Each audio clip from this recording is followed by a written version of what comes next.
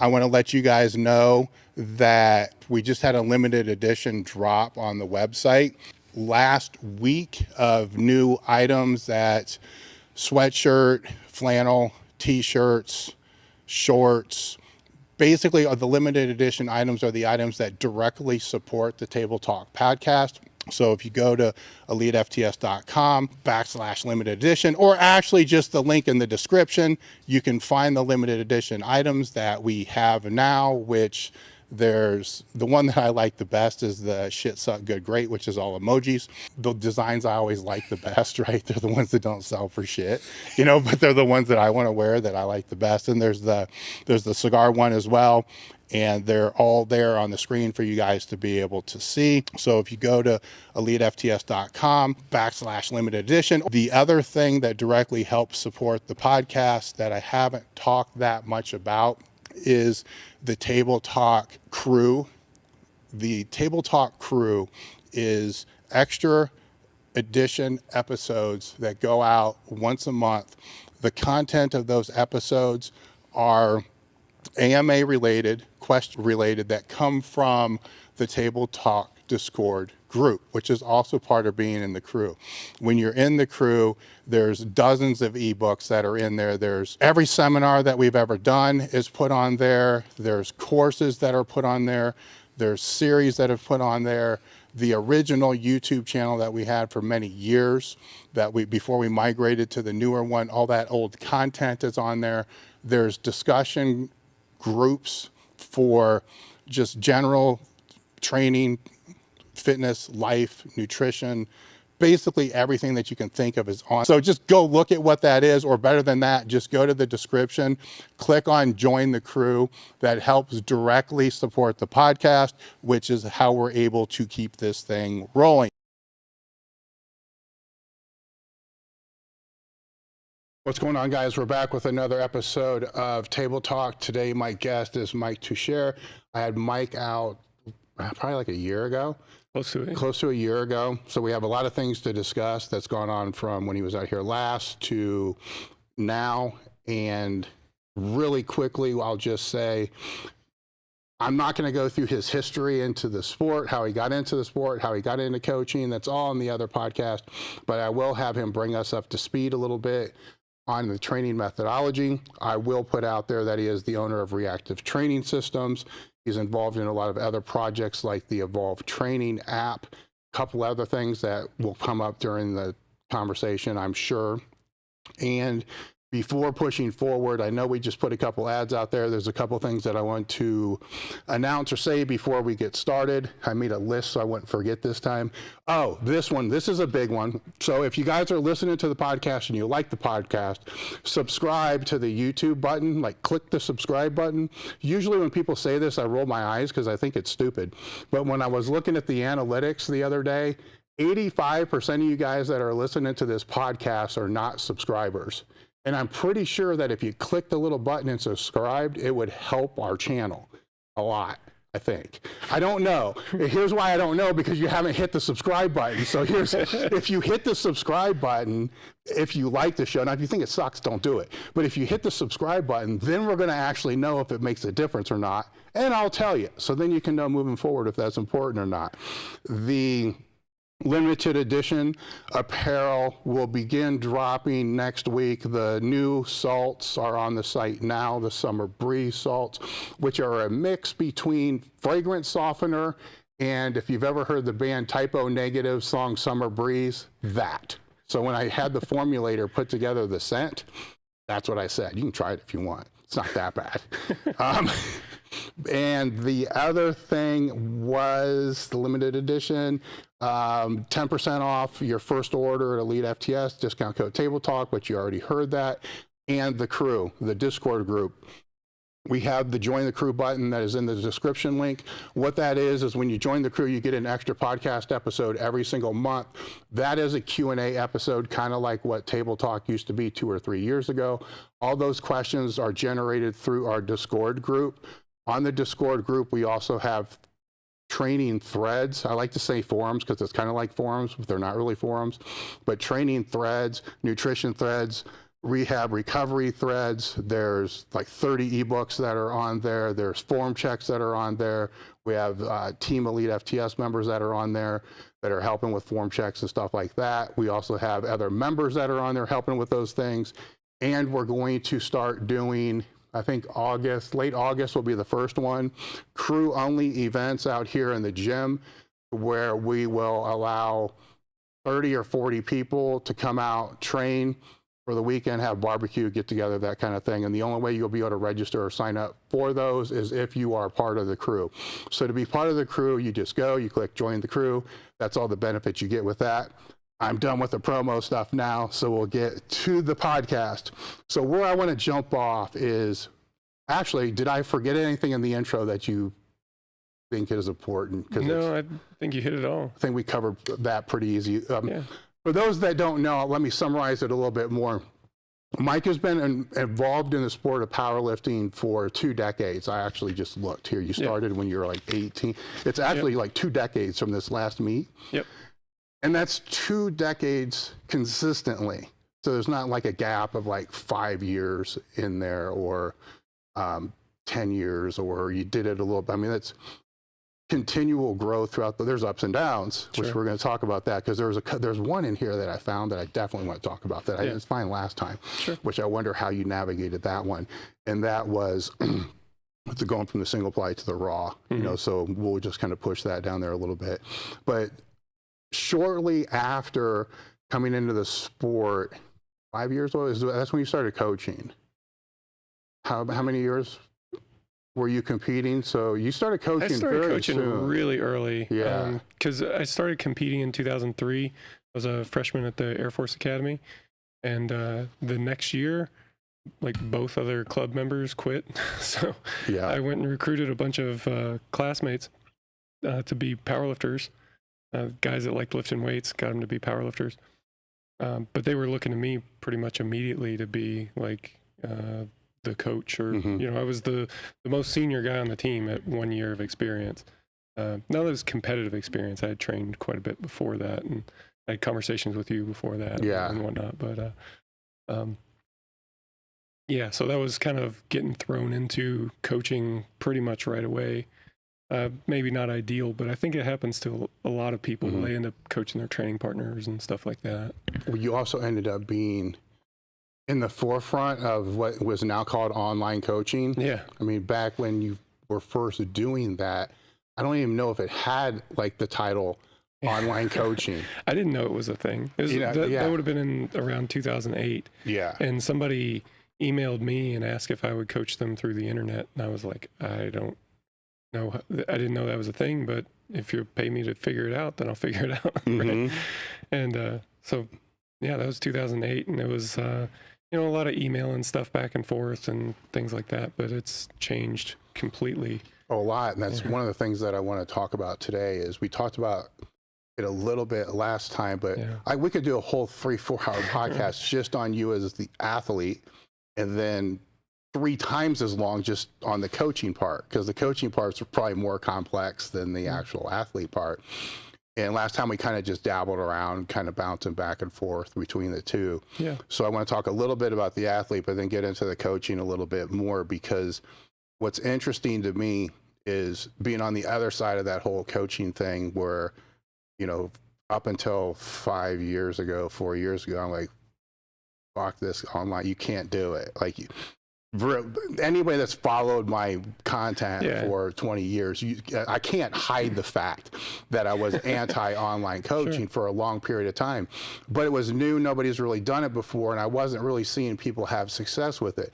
Now, after 10 or 15 years and seeing enough of you guys have really good, some, in a lot of cases, better success than people that are training in groups with crews, having better success, then all of a sudden I started paying attention a little more. Like, who's actually doing this and who's doing it right, you know, and who's doing it just as a way to offset their expenses of being a lifter, because there is that group. Yeah. And there's, unfortunately, it's hard to parse something. It's better now. It's better, way easier now to be able to tell the difference between the two. But back then it was really, really hard. Yeah. And you being on the forefront of that gave you the opportunity to make a whole lot of mistakes that other people haven't even thought of making yet.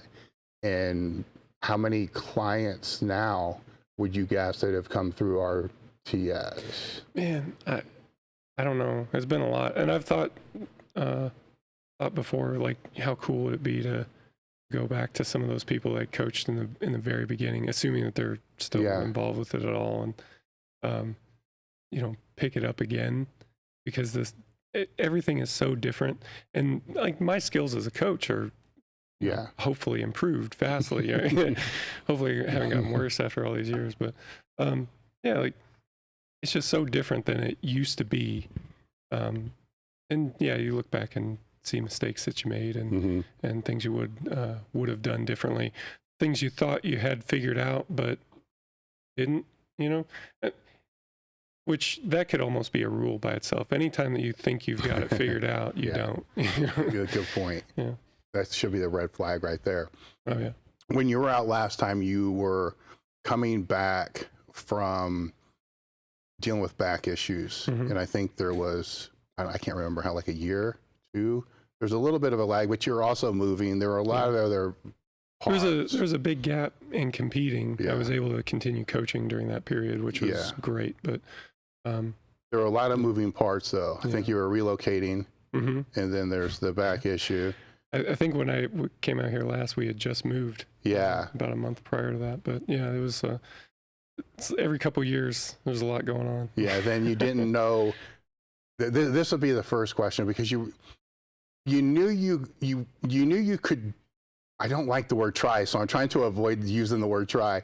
You knew you had the ability to come back and give a shot at competing, but you really weren't super certain on what the end result of that ability was going to be, but you were okay with it. You just wanted the ability to find out. Yeah.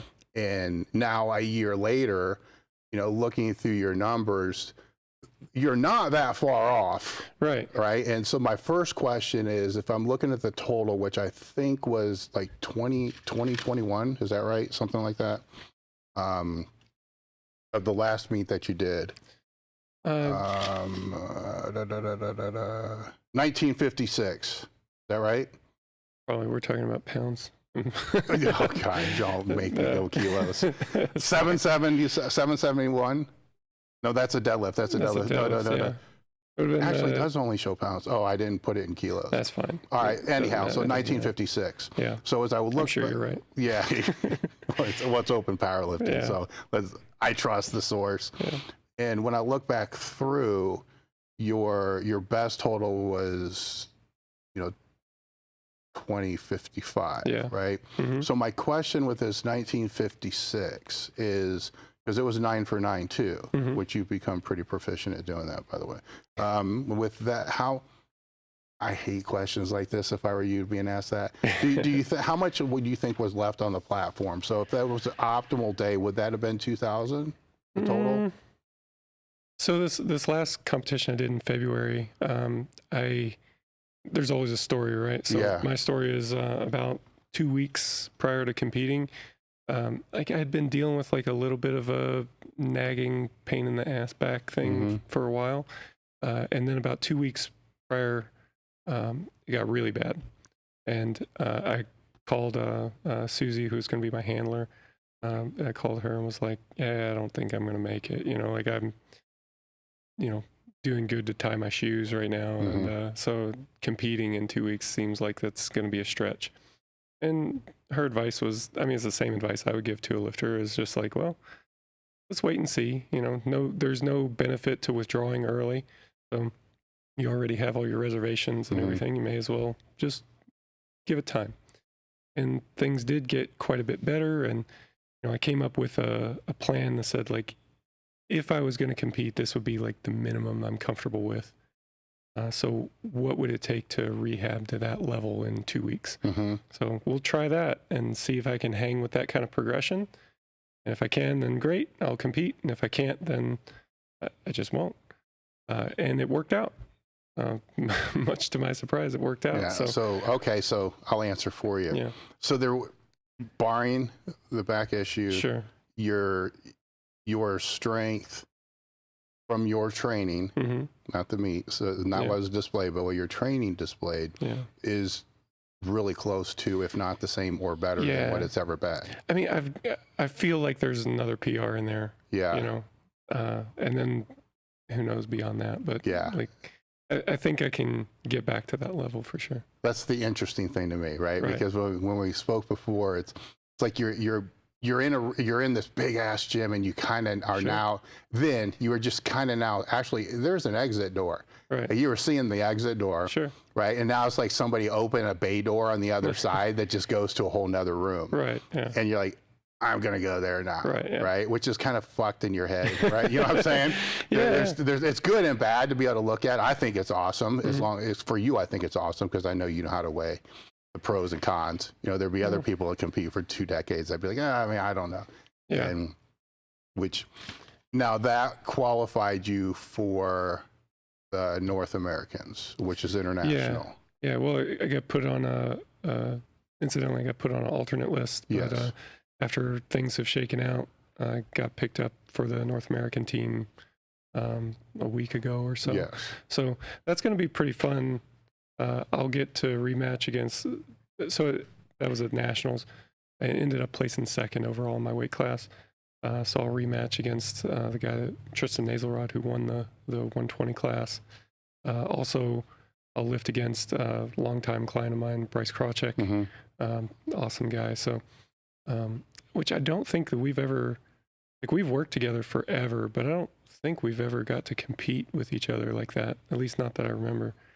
So this to me, this is really cool though, because you also had Federation dilly-dally, let's just say it's that, going on with that, and have to make a decision which way you want to go, where with the decision that you decided, it really benefits you personally the most because it puts you in a position to be able to compete internationally and world, which is what you've done most of your career, where the other decision wouldn't have really allowed that, right? Which, speaking for how I would have been in your brain, I'm not too sure I would have liked the other option, you know, to do that. Either way, it's still powerlifting, but one way is a little bit, it's a better shiny thing. That's what I like to call it. That's exactly how I thought of it. Like, from a personal standpoint, it's like, what do I value the international competition, so that helped to drive the decision.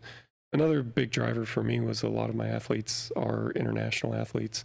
I get to see them and work with them at Worlds, IPF events. So I wanted the opportunity to be there and to coach in that environment. And there was a little bit of a team dynamic too, because all this gets squirrely when you start factoring in the different non-compete arrangements that federations have put in place. But like, we look at it as a team and we say, okay, we're coaching all these people as a group.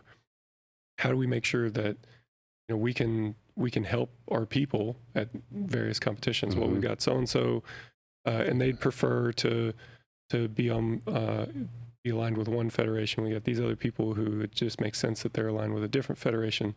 So we can kind of manage it, you know. So I didn't consider that, but I can see that being a variable. Big benefit to having a team of people, you know. There's lots of benefits from a coaching standpoint to not being a one-man show, really. But that's one of them.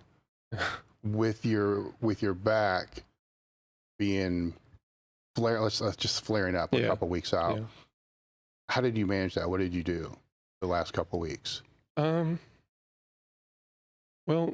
the first thing was to just kind of wait out the acute symptoms. So it's ibuprofen and wait, you know. We had... Any movement though? I mean, the normal stuff. I'm talking about like a day or two, just for things to kind of die down a little bit. And during that time, we had just started working with a new physical therapist, Dr. Nathan Daly.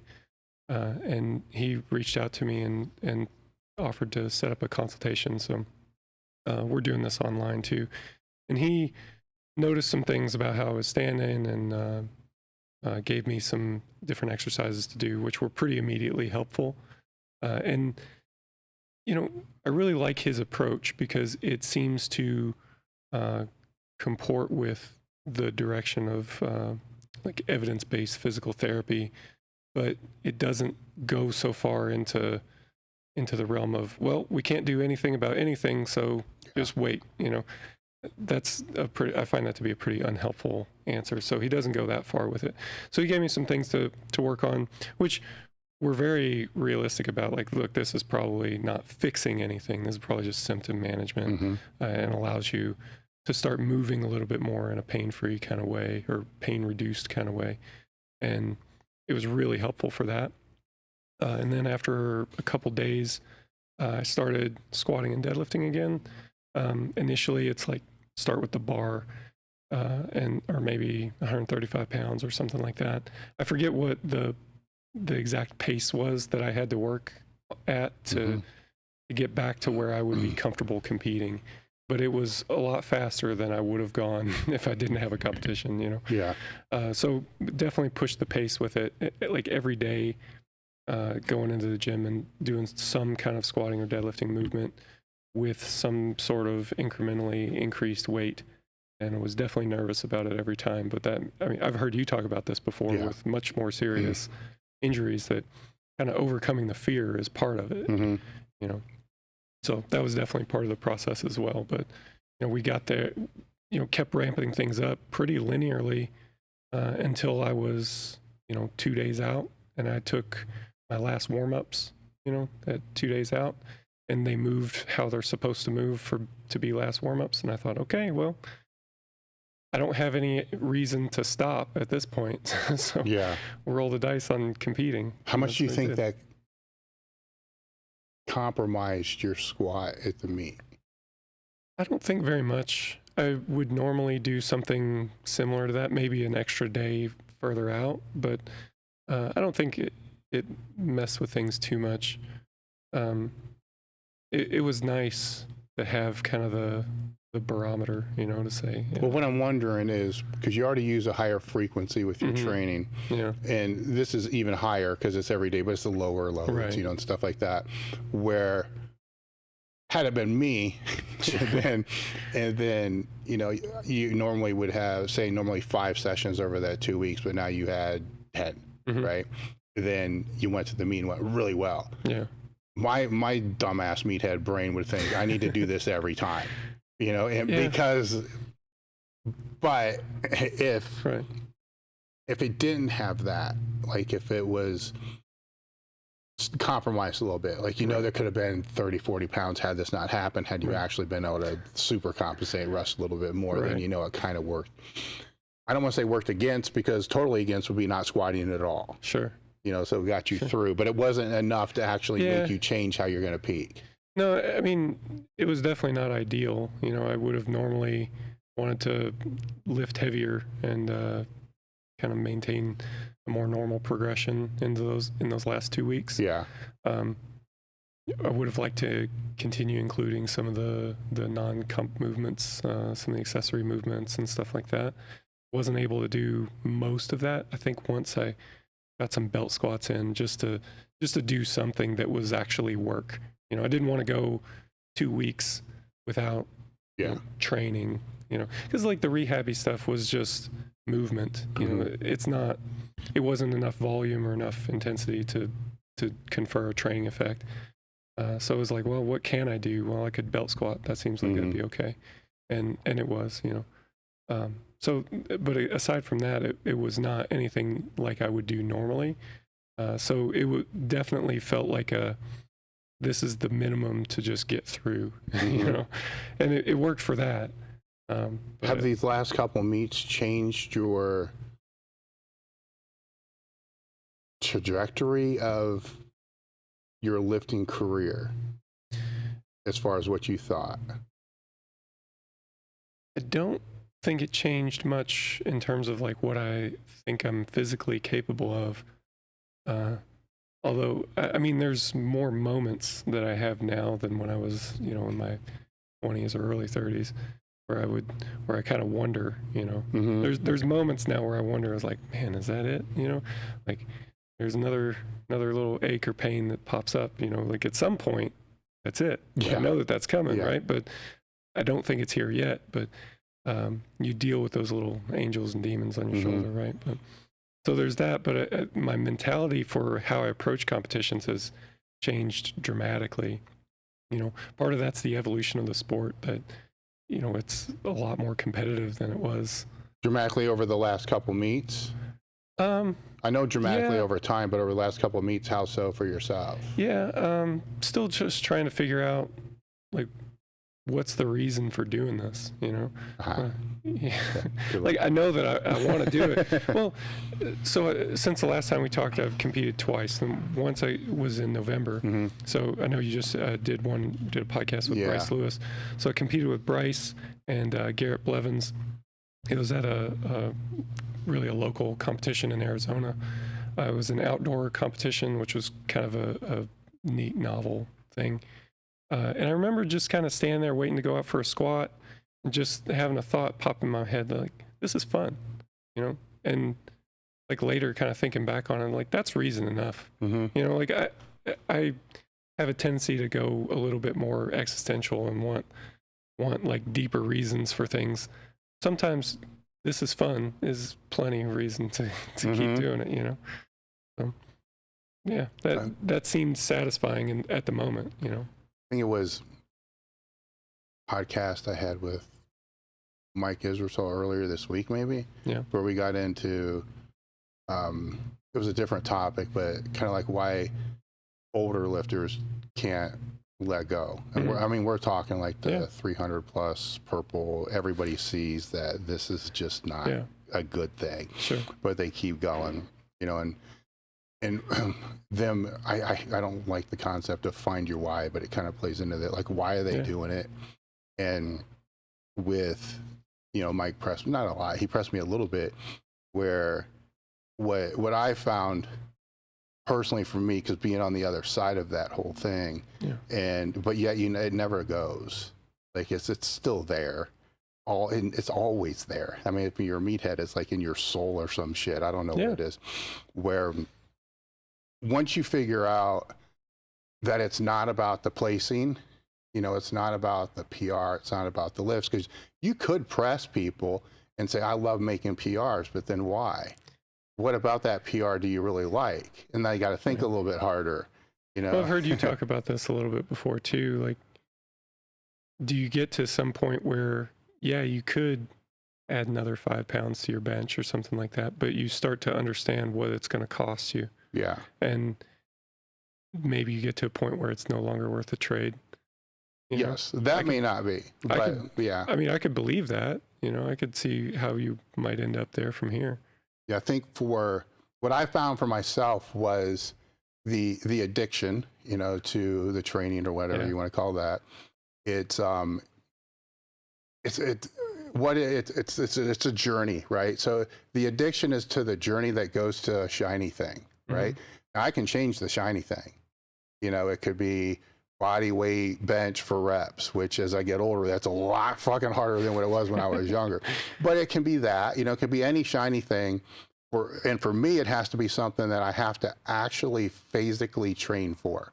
Like 3 weeks isn't going to do it for me. I'm not even going to get half hard. You know, give me something I got to work for like 12 months and have to think. I got to do this, I got to do this, I got to rest, I got to bring this up, that kind of stuff. Then all of a sudden I get excited about it. And once you peel that back, I think for a lot of us, kind of speaking for other people instead of just myself, it's something that we know well because we've been doing it for decades. And we have more semblance of control over that journey than any other journey we have in life. Marriage, kids, all this other stuff. Yeah, you have some control, but you really don't. Not like training. You know, like training, we got all, you know what I'm saying? There's shit that can happen, but for the most part, we got 90% control of it. And even if the shit happens, we know what we should have done or shouldn't have done. Now, if that gets taken away, I'm freaking the fuck out because now I got control over zero. So I think that's what it is. Well, I definitely relate to that as well. You know, it's funny, like, so I was in the Air Force for a while. Early on in my life, I wanted to be a pilot. And part of me still like has a affinity for that sort of thing. So there's a few pilots that I follow on YouTube. So I was just watching a thing. This guy used to be a fighter pilot in the Air Force, and has since gotten out, and he writes books now. But he put a video on YouTube about he was playing a flight simulator as a video game of the F-16, the plane he used to fly, you know. And one of the things that he mentioned at the end was it makes him miss it, you know. And I was thinking about that, like how much, like part of me relates to that in a way that like you have this thing that you're good at, that you like doing, and that you kind of, you build an identity around in a way. 100%. But then like for those guys, like there's a hard end to that, you know, like when it's gone, and there's no chance that it's coming back.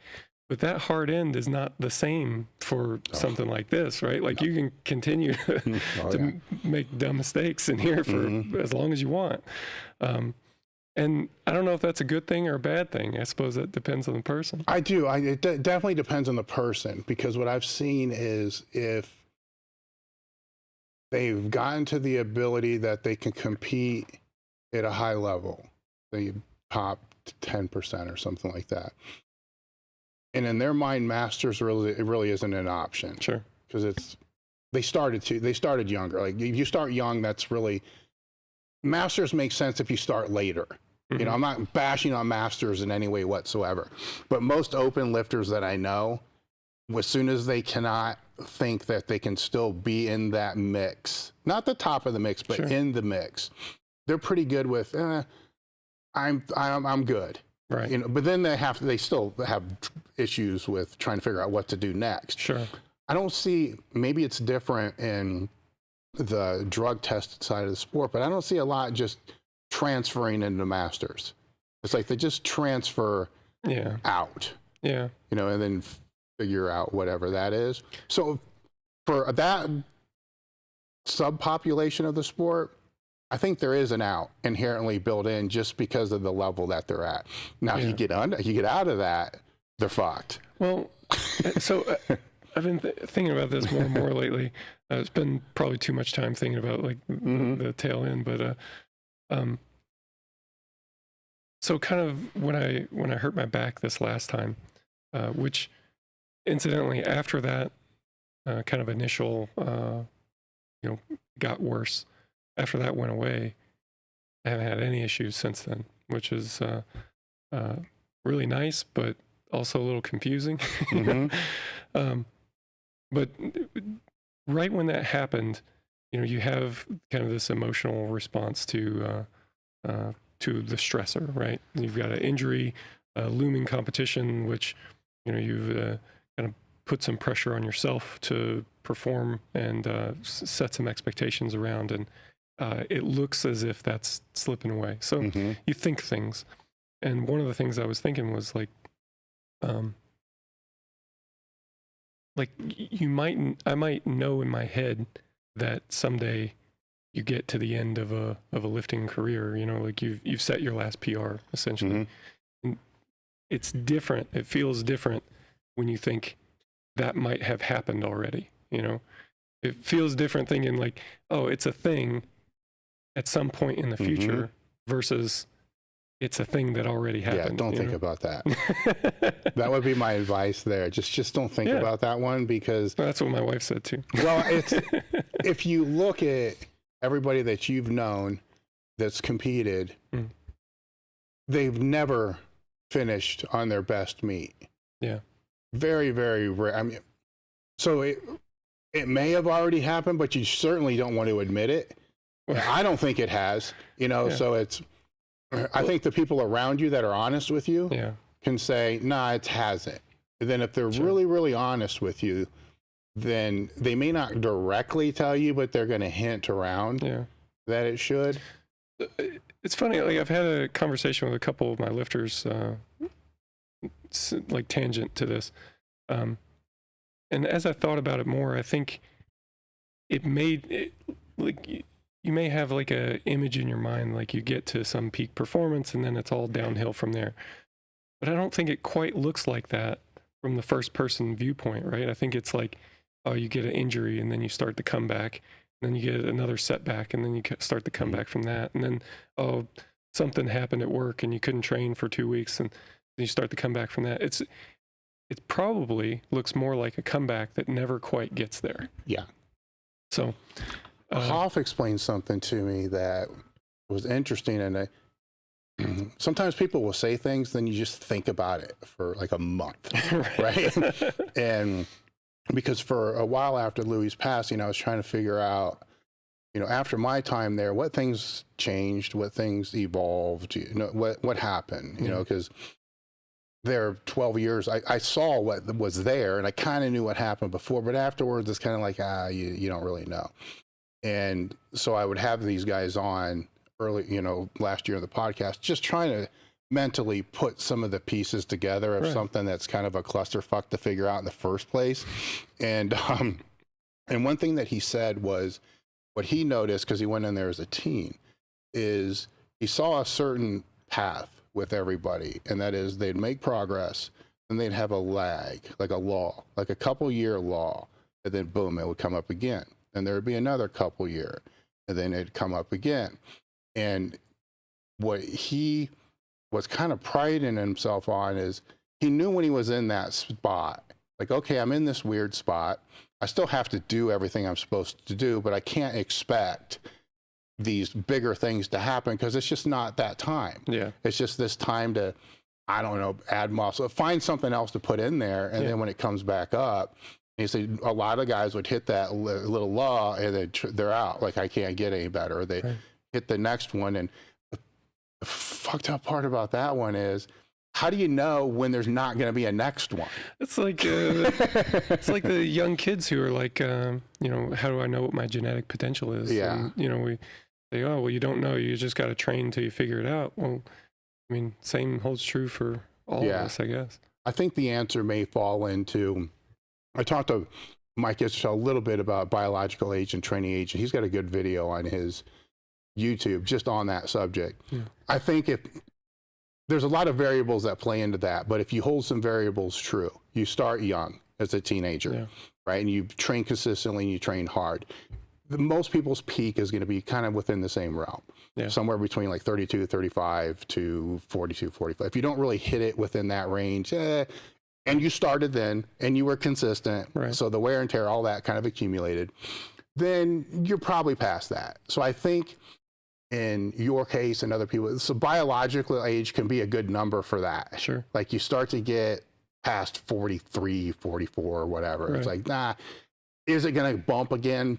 Probably not if you started early enough. Dave Ricks is my favorite That's an outlier. Right? Yeah. So I have some other, Matt Gary is a friend of mine, and we'll sit around and talk about coaching related stuff. And we're largely in agreement for most of the stuff, so we find ourselves agreeing with each other.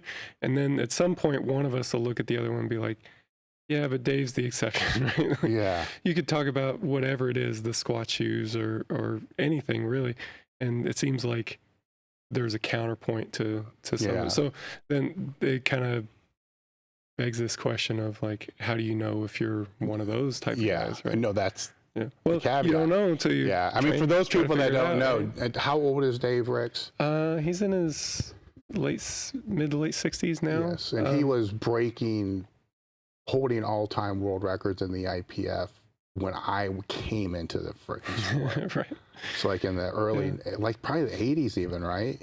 I think so. I mean, he's been competing for a long, long time. It's like ridiculous. And continued to set personal bests for himself in his 60s, which is crazy, right? Yeah. Yeah. I want to say he was in the 205 weight class, and I wouldn't remember his numbers, but I mean, squatting like ridiculous weights at 62 years old, and thinking like, man, I know other 62-year-olds who, like that's incredible. Can't get out of bed. Like competing he's still this year going to compete at the IPF Worlds. He'll be the oldest open competitor in the Open World Championship at 67. I think I saw something like that. I think I saw a post just about that a few months ago on Instagram, and I had to double take it. Yeah. Because at first I'm like, oh, master's division. Like, no. It's hard to believe, isn't it? Like the dude qualified. Forget about what he qualified. Yeah. You know, it's like, this is unbelievable. It really is. Yeah. You know, but we all know you can't. Yeah, I mean, that's not everybody. Yeah, I know, but I mean, the question that you asked is the one that messes. How do you know you're not? Like, there's no way to know. Look, that's what we get good at, right? Like, you find ways to delude yourself to keep going for a little bit longer. Yes, yep, 100%. Stay in with your athletic competing experience. What I missed last time that you were out here is going back. I don't have my glasses on, so I'm too lazy to put them on right now. You totaled 2,300 pounds in the single ply, and then maybe like, was that 2012, 2010? My last equipped competition would have been 2009, I think. So it was before Raw took off. Yeah. Right. So then Raw starts taking off. I'm not going to ask why you did it, because obviously popularity is a big reason for that. But what was that transition like? Because that's a big drop. Yeah. You know, because the squat was right here was 903, but I think you squatted a little bit more than that at some point. Yeah, I think 925. And then the Raw Unity was 755. Actually, that's not that big. You could have had a better carryover. I mean, I'm doing the math right now. I was like, man, you lifted in the wrong era. Yeah. You could have had a better carryover than that. But it's still a difference. Yeah, it's still a difference. For sure it is, yeah. How did you, if you can remember back that far, how did you manage that transition? I always cared a lot about my raw strength. Yeah. And I competed with equipment because that's how you competed. So, you know, you put effort into learning the gear and all that stuff the same way, but like if there was no competitive powerlifting, I would have just trained raw. So when the competitions started to become available for competing raw, that I decided to, you know, put a little bit more effort into that. And shortly after that, 2010, 11, I think I started doing some smaller raw competitions and raw unity, which was a big one. But then in 2012, the IPF kind of got into the raw game as well. And so that was a natural fit for me. So I always kind of cared about it. I always was interested in like what my raw numbers would be. So it wasn't too tough of a transition mentally. There was definitely a strength transition. Did you have to did you have to change your squat stance? I did a little bit. I had been kind of coming in a bit more narrow over the years anyway. When I started off with a really wide stance, and you know, legal depth was like right at the limit of what I could do. And so I finished a lot of competitions earlier on in my career, like 1 for 3 on squats. And I kind of thought, well, this is dumb. You know, at some point you go, I need to be capable of doing a little bit more if I need to. And then the strength followed. You know, at first I narrowed my stance up and squatted less, but that didn't last for a really long time. So after a while, you know, when I started dabbling with the raw stuff, I had squatted raw in training quite a bit, so it wasn't too much of a transition. It's just kind of taking the equipped stuff out of the equation simplifies things a lot. And from a training nerd standpoint, you know, just trying to figure out like what's the answer to the puzzle, you know, simplifying the question that way was helpful. Oh, tremendously. Yeah. The deadlift, there is no transitional issues with that. Was there any with the bench? So with the squat and the bench, the bottom range of motion was weaker, was less developed. So you know, it just took some time to develop that. What about technical changes? I didn't have I mean, with the shirt, there were more technical changes, but since I had always done at least a considerable amount of raw training, it wasn't like learning something new. It was just stop doing the other skill, you know, like if you shot put and throw discus and then you decide to specialize in shot put, you just Yeah. Yeah. The variable I didn't consider when I looked through there is the one that you mentioned just a second ago, that the IPF, embraced that in 2012, where oddly enough, they were the last, to embrace Raw, which was weird. Yeah. You would think, I don't want to say on the podcast why that was true, but anybody that has a clue and just thinks about it a little bit and thinks about where the sponsorship money comes through, it's not in their best interest, for that, which I kind of just said it without saying it. But at some point in time, this is a good talking point. At some point in time, the lifters are still going to dictate what's going to happen. Yeah. Because if that's what they wanted, and that's what was becoming popular, and that was what was pushing, even going against where the money may have been coming from, was still in their best interest to kind of, which is IPF is kind of to step away from a little bit. I mean, it came back. Yeah. Well, I mean, I suppose if you could have had a crystal ball and foresaw the level of growth that would happen by just making the sport more accessible and more appealing to the average person, you go, well, maybe it's, to put it in business terms, like it's less revenue per customer, but you expand your customer base, by however much it's been, 3, 4, 5 times, maybe more. I don't really know. Is that true though for the top of the mountain? For the top, I guess maybe not. But everything that feeds into it, I could see that being true with. Yeah. I mean, I suppose like what you mean is like, where does revenue come from for? Yeah, I mean, when you're dealing with the top of the federation, everything feeds into that. So now I don't know that much about it. I don't know how much revenue they're getting from feeder federations that push into it, but I don't think it's much.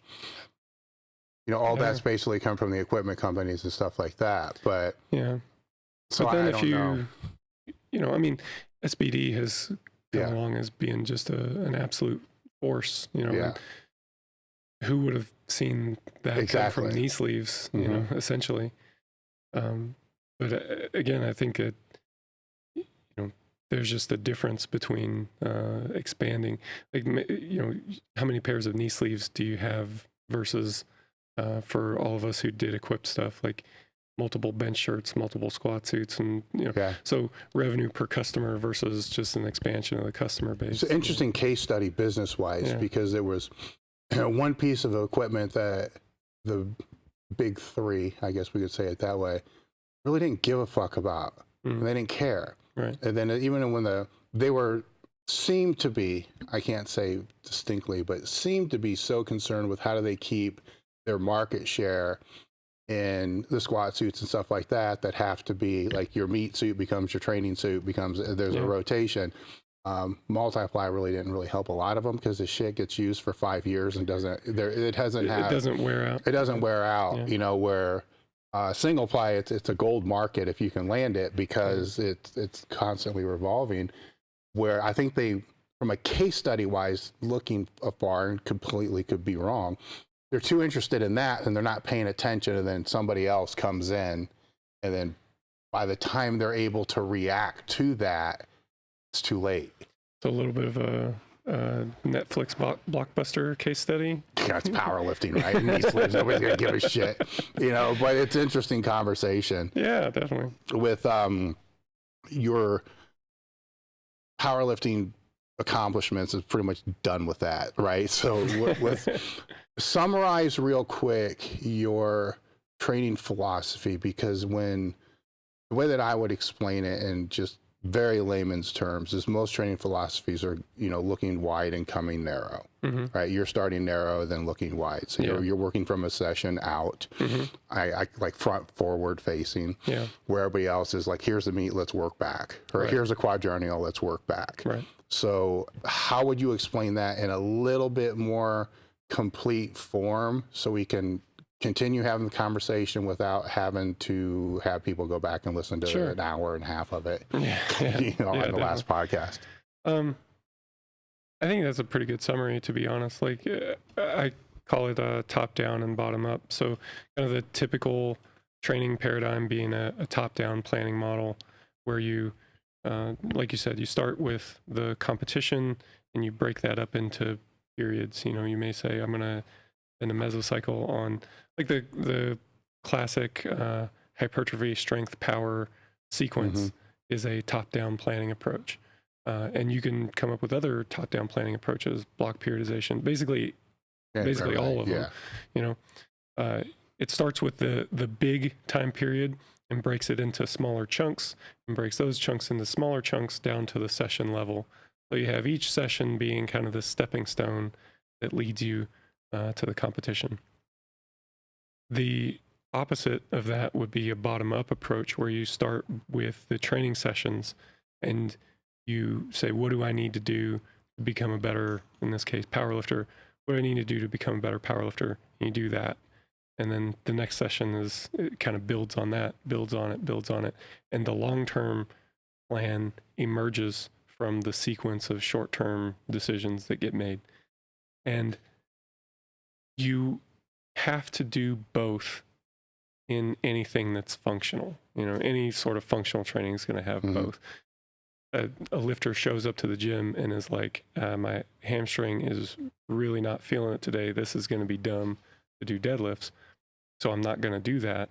That's a bottom-up decision, Yeah. So we have all those elements, and top-down planning approaches have bottom-up feedback loops, right? The approach that I tend to take starts with training sessions and really builds them into a training week. And says, okay, we're going to start with the ideal training week, and we're going to run this, monitor the athlete response, and make adjustments as we go. The long-term plan emerges from that. And that's the main focus. But then there needs to be some sort of top-down layered in there. Otherwise, it's a bit too adrift, if that makes sense. So, well, you wouldn't be able to peak either because you have to know when the meat's going to be. Yeah, exactly. So there's a certain minimum amount of top-down that has to be done to make it functional for sports, right? All right, so if it's bottom-up most of the time, right, which is, if I was to kind of compare it to conjugate, most of the time that's what it is. But at some point in time, it has to have some kind of phasic peaking type of structure. One thing that was very interesting to me when we spoke last time was your ability to work with people to help them and to find their time to peak, which is part of that whole structure as well. So recap that real quick. That's been a thing that's pretty wild, to be honest.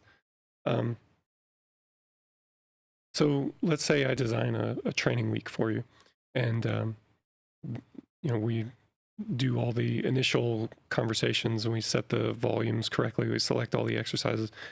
You run that training week, and then the next week you run it again. It's the same exercises, same sets, same reps, same RPEs. The difference would be the weight on the bar. It's going to fluctuate a little bit based on performance. Now, it should, in an ideal scenario, go up because you should be getting stronger, right? And there's a little bit of nuance to that, but we can come back around to that. I'm going to monitor the results. So week 2 shows improvement in strength. Week 3 is even better. Week 4 is even better. Week 5, you see a downturn in performance. We would look at that and say, okay, your peak performance was on the 4th exposure. And if we can make that a reliable thing, it should be a reliable thing, then we'll just use that to plan your block length. Now, each person seems to be a bit different. It seems to range from, I would say the average is like 3 weeks or 3 exposures to something around 8. 5 and 6 seems to be the most common. So normally that's 5 or 6 weeks to a training block. And you can, but it does really seem to be linked to exposures, and something I'm still learning about more recently is maybe even exposures to the competition exercise. So we had some people in, we have a program called the Training Lab where we work with a bunch of coaches who are either self-coached athletes or coaching other people but it's a way for us to kind of continue learning about all this stuff. One of the coaches in our training lab mentioned that for him, he's noticing that as long as he keeps the competition movement consistent on those week-to-week exposures, that he gets a reliable time to peak. He can make some changes to the accessory work and the supplemental work, but as long as that competition exercise is consistent, a reliable time to peak. And I thought that seems really interesting. And so I started dabbling with it as well. And I've noticed kind of a similar thing. So it does seem to be tied to exposures more than time. It seems to be tied to specifically exposures to the competition exercise. And you can do things to screw with it, but you know, there's a few parameters you need to put in place. The training volumes need to be consistent and reasonable. We don't need to be accumulating a lot of fatigue week to week. You need to pretty much recover week to week and things like that. But as long as we're kind of more or less adhering to those, what seemed to me to be normal tenets, we get a reliable time to peak. And maybe the last wrinkle I'll throw in here, it also seems to be tied to athlete perception as well. And I realize that this starts to sound pretty woo-woo, and I don't know, it just is, you know. Well, defining perception a little bit more for me. So in seminars and whatnot, I would get a question a lot of times on, okay, well, let's talk about bench training. In some of the sample programs I would throw up, there would be one session that's like competition bench, so paused on the chest bench. Right? Later in the week, a lot of times I would have something like a touch and go bench. And they're like, those are really similar. Like, do those count as the same exposure or not? And what it seems to boil down to is like, what's the perception of the athlete? Do they feel like it's pretty much the same thing? Or do, like some athletes are like, yeah, that's pretty much the same. You know, one's slightly paused, the other's not, and yeah, it's pretty much the same thing. Other people are like, no, for me, it feels completely different. You know, feels like a different skill. The weights that they're using are different. And I mean, we come up with some heuristics to help people try to muddle through this. Like one, for example, is if the weight on the bar is within 10%, then you got to think that there's probably some crossover in that exposure. Okay. But it's not like there's some exposure counter within the muscle fiber that's like saying, well, that one counts, that one counts, that one counts. It like what I said earlier, it starts to sound like it's kind of woo-woo stuff, but really when I think about it, what's going on with something like a time to peak in this context anyway has to be heavily reliant on psychology to begin with. So why wouldn't perception matter? Yeah, the questions I have with that time to peak would be, the first one that came to mind, you kind of addressed a little bit, is, you know, how many, if we're to look at a comp lift as baseline and then agree on what that definition is, where I think we agree on what that is, but so I'm not going to go down that road, but that's what it is. But then there's going to be certain deviations you can move away from that and still be considered within range to provide carryover, depending upon how far out they are from a meet, different discussion, where like a pause squat, or, you know, what you're talking about, a touch and go compared to a pause, they're all really close, like maybe one standard deviation away. So it's right there. So I wouldn't see that typically having that great of an influence unless it is a psychological. Now, if they move further away from that, assuming that the exercise is easier, right? So they move 4 standard deviation away. Now it's a high box squat, right? Right. You would think the time to peak might be a little longer because it's shorter range of motion. It's easier to recover from. Should be, right? But then again, why is it there? It may not even be there. Right. So have you seen that variation, that if the movement moves too far, too many deviations away from the comp lift, that it becomes a longer time to peak or a shorter time to peak? I haven't really, well, we've done experiments where I would say kind of if I've got a default prescription, let's take something like a squat, because Usually there's 3 movements in a week that are like specifically for addressing the squat. We'll have the comp movement, and I tend to use the Bondarchuk classification, so a developmental exercise, which would be something heavier like a pause squat or a chain squat or something like that. And then a supplemental movement or preparatory exercise, which is going to be more targeted at the muscles. Maybe we're doing belt squats or a single leg exercise or something like that. So if we have all 3 of those present in kind of a default program, we have run strategies where we'll take out the heavier accessory work and replace it with more preparatory work. So you'll have like the comp lift, and maybe you'll do some leg press and some single leg work. And the rep ranges would be kind of changed as well to be appropriate there. And that hasn't really affected the time to peak, really. Interesting. So, yeah. Because that was going to be the second question is, how would that impact, on those type of movements, bodybuilding type movements that you want to put in there. And then the other one would be, is there variation between the squat and the bench? No, surprisingly. So it's occasionally you'll get some change, like where maybe one of them is a week longer, a week shorter. So not significant enough to create difference in programming. Right. Which was a big question mark for me when I first started down this road, because it comes from Bondarchuk and coaching throws. So if you're coaching a hammer thrower and their one event is hammer throw, then you don't really care if shot put would have a longer time to peak or not. Incidentally, I don't think it would, but that was an unknown at the time. So with controlled variables, in other words, controlled exercise prescription, the time to peak is more systemic than it is related to just a certain movement. Yeah. And again, to me, I think it's got to come back to psychology at some point. And maybe it's not too far out there either, because if we talk about like heavy duty training or like Mike Mentzer style bodybuilding, the thing that would come up for that a lot of times is it's not all that much volume.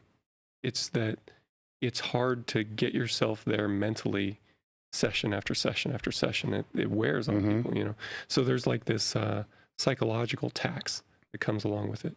And I think that's got to be the case for kind of any kind of training. And in this case, we're talking about powerlifting.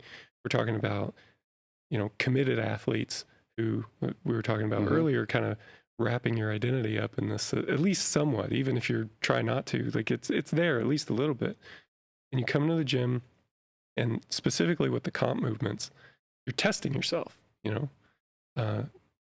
it's a performance test.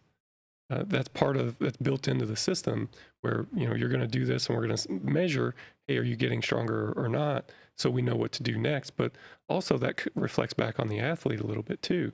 So every time that they come in for that, they've got to bring it a little bit. Yeah. Now you can't go flying off the handle in training and things like that. But I wonder, like, how much of it is the athlete's ability to sustain that? Maybe what we're seeing is like, hey, after 5-6 weeks, they need a break from that. And that would make sense to see more variation between individuals for that as well. So maybe what we're dealing with is not so much like running out of resources from a muscular adaptation standpoint. Maybe it's just like our ability to bring it in training to the level that it needs to be to see progress past a certain point. Or if they're going past that, right? So everybody falls a little bit different on the arousal curve. Yeah.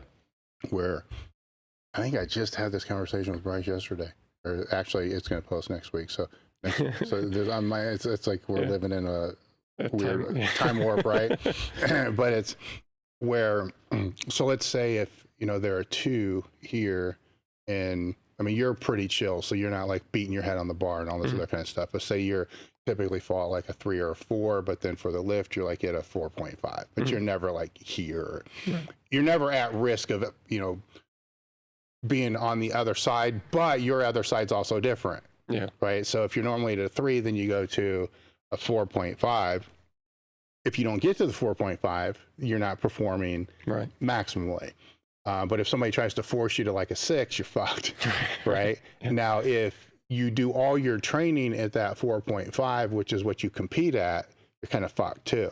So if it's a client or a lifter, but you don't really know what it is, they may be doing that, but it doesn't show externally because they're not screaming and yelling like some of the other people that may start at a 5. Yeah. And I don't know, I'm thinking in my mind of, like, I have some clients that seem like pretty chill guys, you know, that are on the short end of the time to peak, where we consistently see like 3 exposures. Oh yeah, that kind of blows that theory out of water. Well, and it gets weird as well. Like, you can manage this to a certain extent. Like, if you change the frequency of these microcycles, then you change the time to peak. The time to peak has more to do with the exposures than the time in days or weeks. Okay, yeah, good point. So like, if you're training like 1 microcycle per week, then it's pretty much the same. But like, take my client whose time to peak is 3 exposures. We train 1 microcycle per week, that's 3 weeks. If we train like 1 microcycle takes 2 weeks, so think like an A week and a B week before the pattern repeats. Then it'll take us 6 weeks to get through those 3 exposures. You can go the other way too. Yeah, bring it closer in, so there's 3 in 10 days. Yeah, which is useful. It's useful. Sometimes when you are planning this stuff out, you're like, oh, well, you know, we've got 3.5 blocks until the competition. So what are we going to do with this little dangly half block? Well, we could run a 2x frequency and still get something progressive out of it, you know? Yeah. Have you noticed consistencies with people that fall more on the novice end compared to the advanced? So the novice need more frequencies per micro or per mesocycle, I suppose. Not so much for like their time to peak. Their time to peak, if anything, I would think it skews a little bit longer. So I'm usually seeing more like 5s, 6s, and 7s from them than like the really short time to peaks. But I would agree with kind of the probably at this point standard wisdom of giving them more movement frequency so they can practice the movement more. Like, that does seem to be a time-based well, I think with the beginner, they just don't have the skill. Yeah.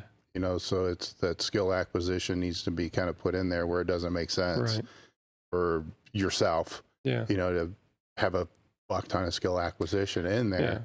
You need it. Everybody still needs it, but not to the same degree. That's a funny thing. It changes over the years too. Like, I think a lot of people kind of hit this, like, especially you hit the intermediate stage, and what a lot of guys do now is they'll ramp up the volume, ramp up the frequency when they hit that intermediate stage, and they'll see a boost from that. You know, like, there's still plenty of skill acquisition that needs to happen. And I mean, I did this too. You've been training, you know, 4 or 5 years, and you think that's a long time at the time. And then you go, well, I'm going to go from squatting twice a week to 3 times a week, and you see a boost from that. I think a lot of guys get married to that concept right then, you know, and it works for a while, maybe a long while, but you do hit a point where it's no longer working. And I find that guys have a hard time letting go of that, because it's the thing that brought them to the point where they're at now, and to go the other direction, to reduce the frequency of skill practice or anything like that, feels like going backwards, but it's not. No, that's a crazy thing where I wonder, because it's, you know, training to me has always been a microcosm of basically everything else in life, right? So one broad thing across all training methodologies that seems to be true is, as you're younger, you do more work, you know, you work harder, and you get a better yield, better gain. Then on the far experience side, you need to actually do like the complete opposite, right? And so everything that you did to get there, to continue forward to be your best, is opposite, and it makes no sense in your head. Let me ask you though, like, what was your training age when you went to Westside? Oh shit! So that was, if I competed, my first meet was in '82. About a decade. Okay. So when I went there, I felt I was, because I just graduated as well, and I also just had the first real major injury. So pec tear, off bone, needed surgery. And I was in this spot where my total wasn't going anywhere. 1900 to 1950 single ply, no bencher, because I couldn't figure it. There was poly crap. It wasn't worth the 10, 15 pounds to deal with the bullshit. So I really didn't deal with that. And so it was kind of my last ditch effort to do it, because I was cool. No, I'm lying if I say that. I would have been semi okay just walking at that point, because I'm graduated, I'm engaged, you know, I'm moving, you know, it would be a chapter that would fit. But I still felt like something's not right here, because I had professors and everybody telling me that you just hit this genetic ceiling, and I wasn't buying it. Like, I hated being told that, for one thing. Then I'm like, well, how do you know? And they're like, well, the last 3 years, all you keep doing is getting hurt. You're not really making any other progress. You just keep pulling stuff. I'm like, man, are they right? Now, it's kind of making sense, but have I tried everything? Yeah. And then Louis had his thing, which to me is like, this is bullshit, you know, right? I mean, because everything I've seen and read through the NSCA and just being around powerlifting for a decade, this was like stupid as fuck. It's like, oh, you're going to do 8 sets of 3. Back then it was super high, like 80%. 8 sets of 3 at 70% on the bench. 1 minute rest. I'm like, you're out of your fucking mind. Nobody, you know, is. And I would see him at meets and stuff like that. So part of it was intriguing. Part of it was him saying, I know you can do better than this. So part of it was mental validation. Yeah. And then the other part was, I don't know if I'm good walking away knowing that I didn't try. Right. You know, so that was it. So I kind of went in already a little beat up, and just the vast change would have created another jump, right? So I'm not too naive to not know that. I could have went from what I was doing, you know, just standard linear periodization like everybody else was doing back then, and maybe going into something more high frequency, and probably still got a change too. Well, tell me if I'm mischaracterizing your prior training, but I'm familiar with the stuff that you've written about the training that you did at Westside.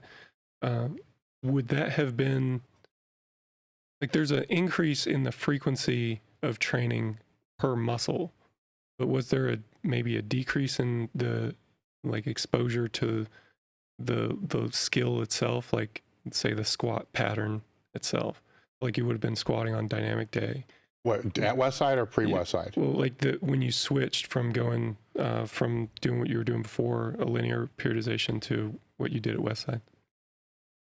Yes and no. So it's, before I would have, you know, your normal, you know, linear periodization, but then on the light day, so there'd be a heavy day, a light day, it was squat 315 for 3 sets of 15, you know, stuff like that. So there was some focus on technique, but probably no more so than anybody else was doing at the time.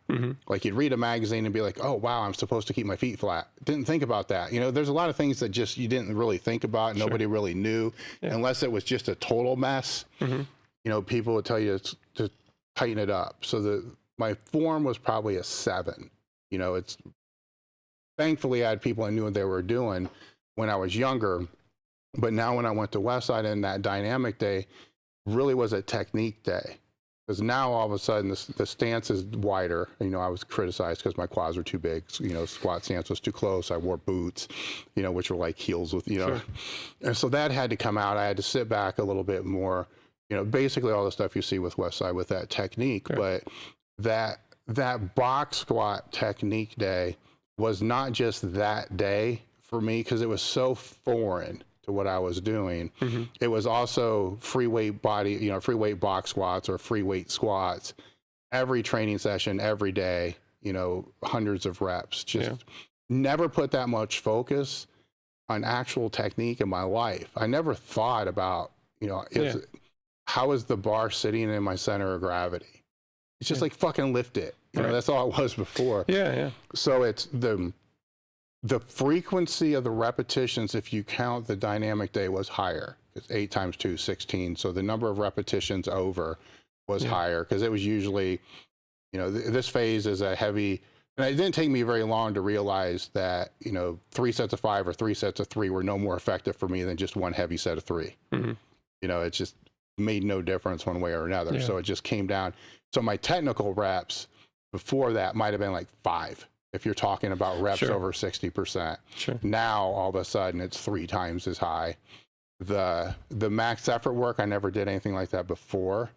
I really don't know how much it really benefited me anyhow, but it did teach me to strain and think, you know, so I'll have that in there. That didn't do anything for technique for sure, you know, because there are 2 different exercises. And there was less hypertrophy work, less bodybuilding type of work. But the focus on technique on everything was a whole nother level.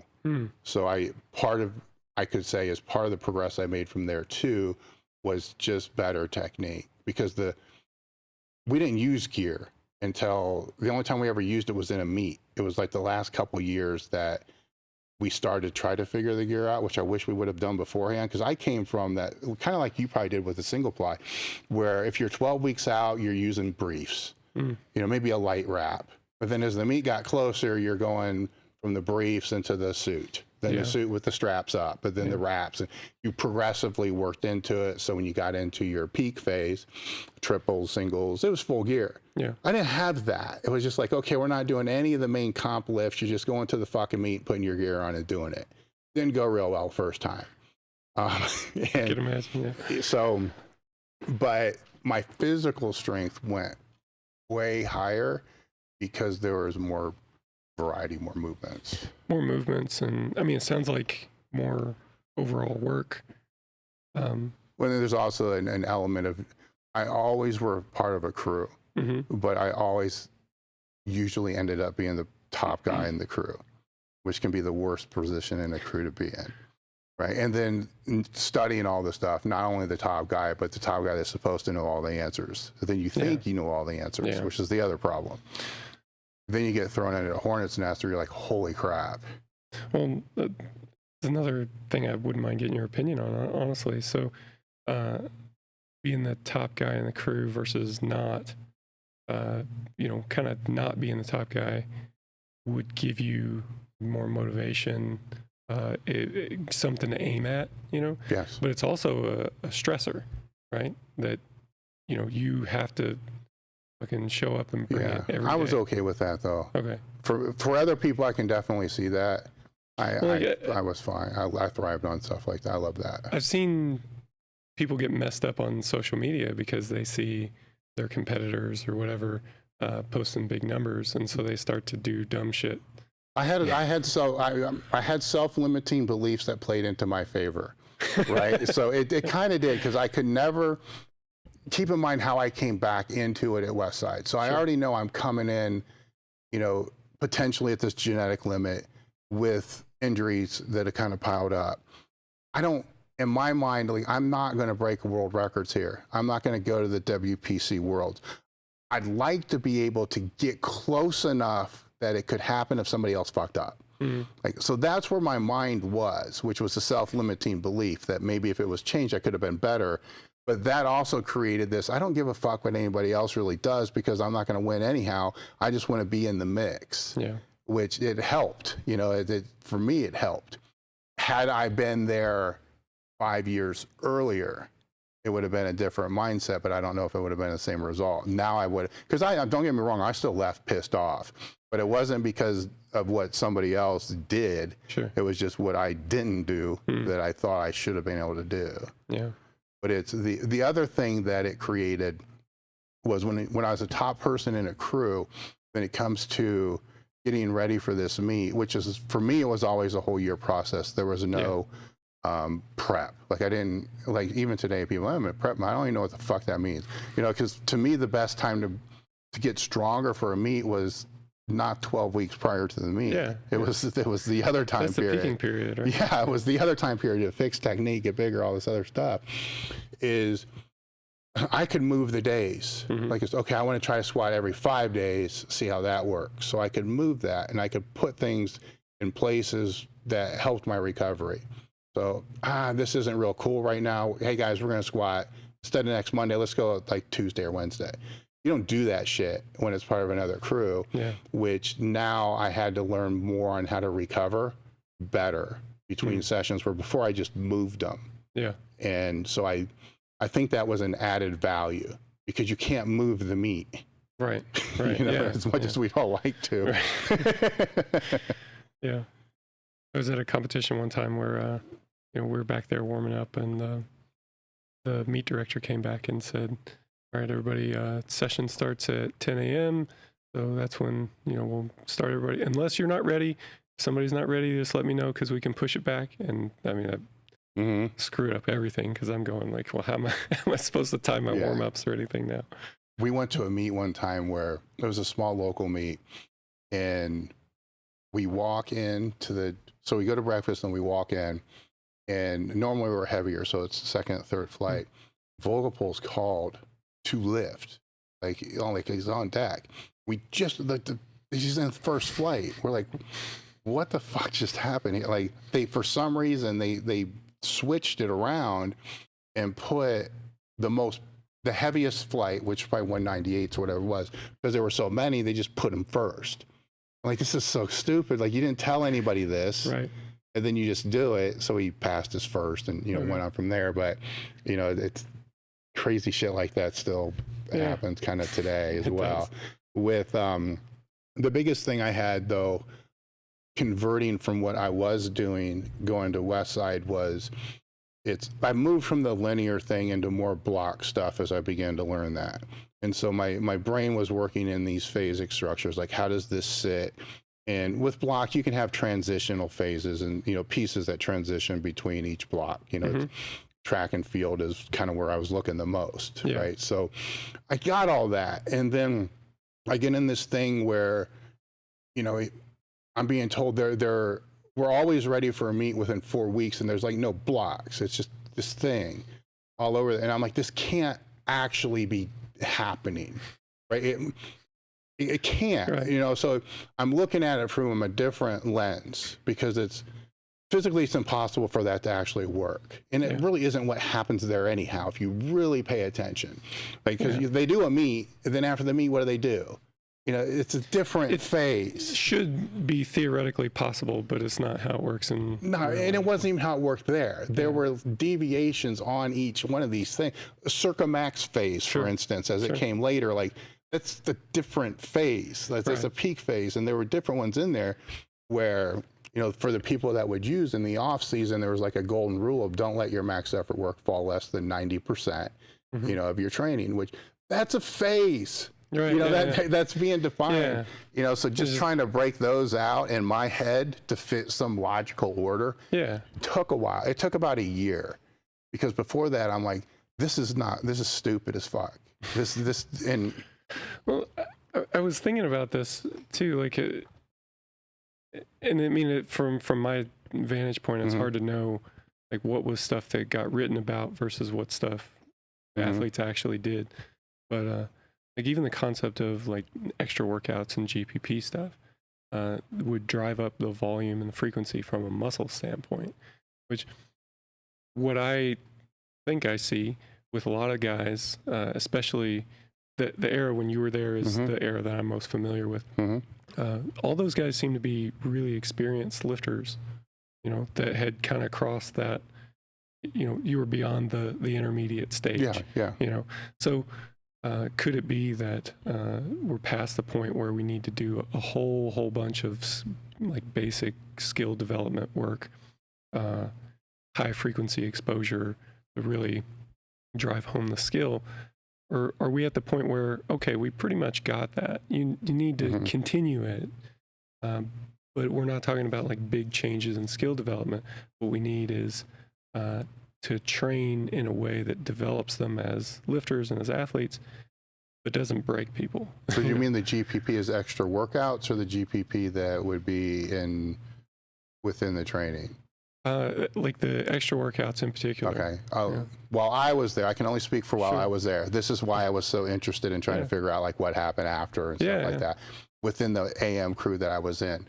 A lot of that stuff was done pre-training, so it's just warm up. So it's dragging a sled pre-training. Half the people probably didn't do it at all, right? And then at the end, kind of the same thing. Where I would put that stuff in strategically would be if Monday being a max effort day, and I worked as a trainer, so I had access to all this shit.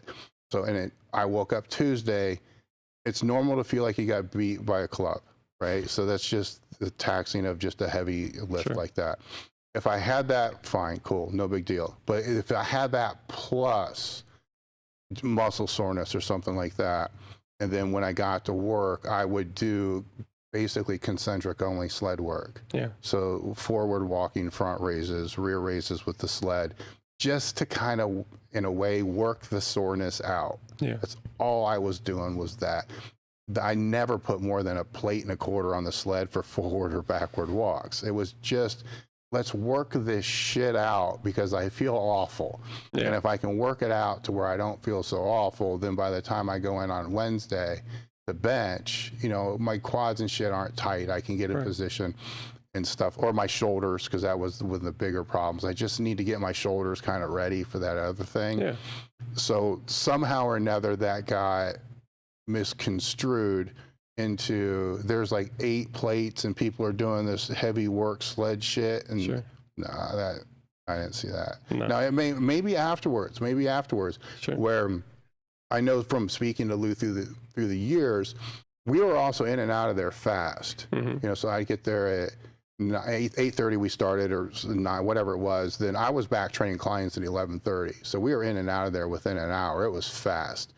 And now that creates density, which is also going to create, a better physical specimen, work capacity, stuff like that. Now, if that ended up spreading out over time, from that 1 hour to 3 hours, I could see the way Louis would process things. These guys are out of shape. They no longer have work capacity. How can I get greater work capacity without beating them up with more shit in the gym that's going to be harder for them to recover from? Go drag the sled around the building so I can only imagine on that. But when I ask about things like that, it's kind of the same thing that I just said. Some did, some didn't, most didn't. Well, I suppose that makes sense, like considering everything. And I didn't realize either until I started doing seminars and getting out how a lot of those things, and this is one of my biggest takeaways over the last several years, how a lot of those things get misunderstood because all we had was text, all it was writing, right? So the example I like to use is the arch the bar out with the squat. And, I'm guilty of writing that. It's how we cued each other. It's how I've always cued people. But I didn't realize until I started doing seminars with people that were like 6'4", 180, and they're looking like a banana. Like, what the fuck are you doing? Well, you're supposed to arch it out. And I was like, no. Misrepresentation of the... So if you got guys now with, erectors that are like 2 liters, they're not really arching, but you're telling them to do that. They're just flexing their lats and getting their back tight. And then I'm like, oh shit, this is a fucked up thing, and so that's how I started when I started to notice with all cueing from all camps back then, because this group would say, always look at the floor behind your feet or whatever, some stupid shit, and I'm like, that's not really what they're intending here. Everybody's kind of attending the same outcome, but that's what was working with their group. And then they wrote about it, and then there was no video, and then there was nobody to say, dude, what the fuck? Like, that's bullshit. And nobody would call them out to make them think, what do you mean? And then you think about it, and you're like, yeah, that's probably not the right thing to say for the masses. Like how information traveled at the time. And that's the cool thing that I've seen because there's pros and cons of the internet, right? One of the coolest things of the internet is because all of a sudden people are like, this doesn't seem right. Like, what is that? And you're like, actually, you're kind of right. And that's if they can set their ego aside. Which I think older people, I think that comes with, being around long enough. And then you're like, interesting, didn't think of that.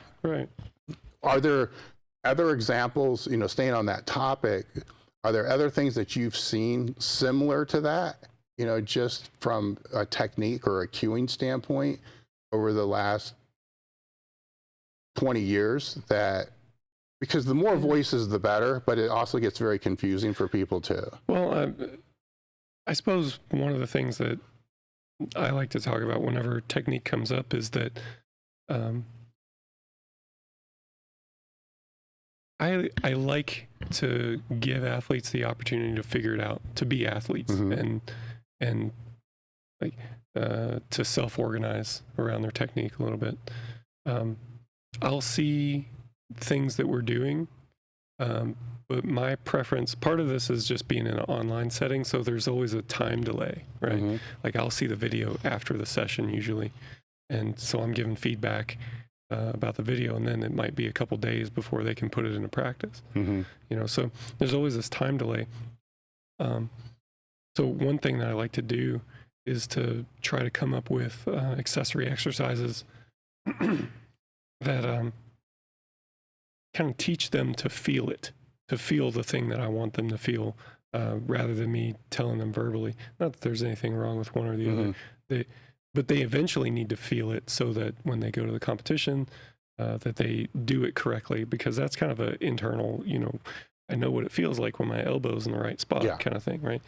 So can I give them a movement that helps them, like that kind of rewards them for doing it the right way? They're a meathead. They like to lift more weight. If you do it right, you can lift more weight. If you do it wrong, you screw it up, then you can't. A good example for this, take somebody who, as they come out of the bottom of a squat, their hips kick back, their knees kick back, their chest falls over, right? Well, it's not always the best tool for the job, but just humor me for a second. Now imagine somebody's doing a front squat.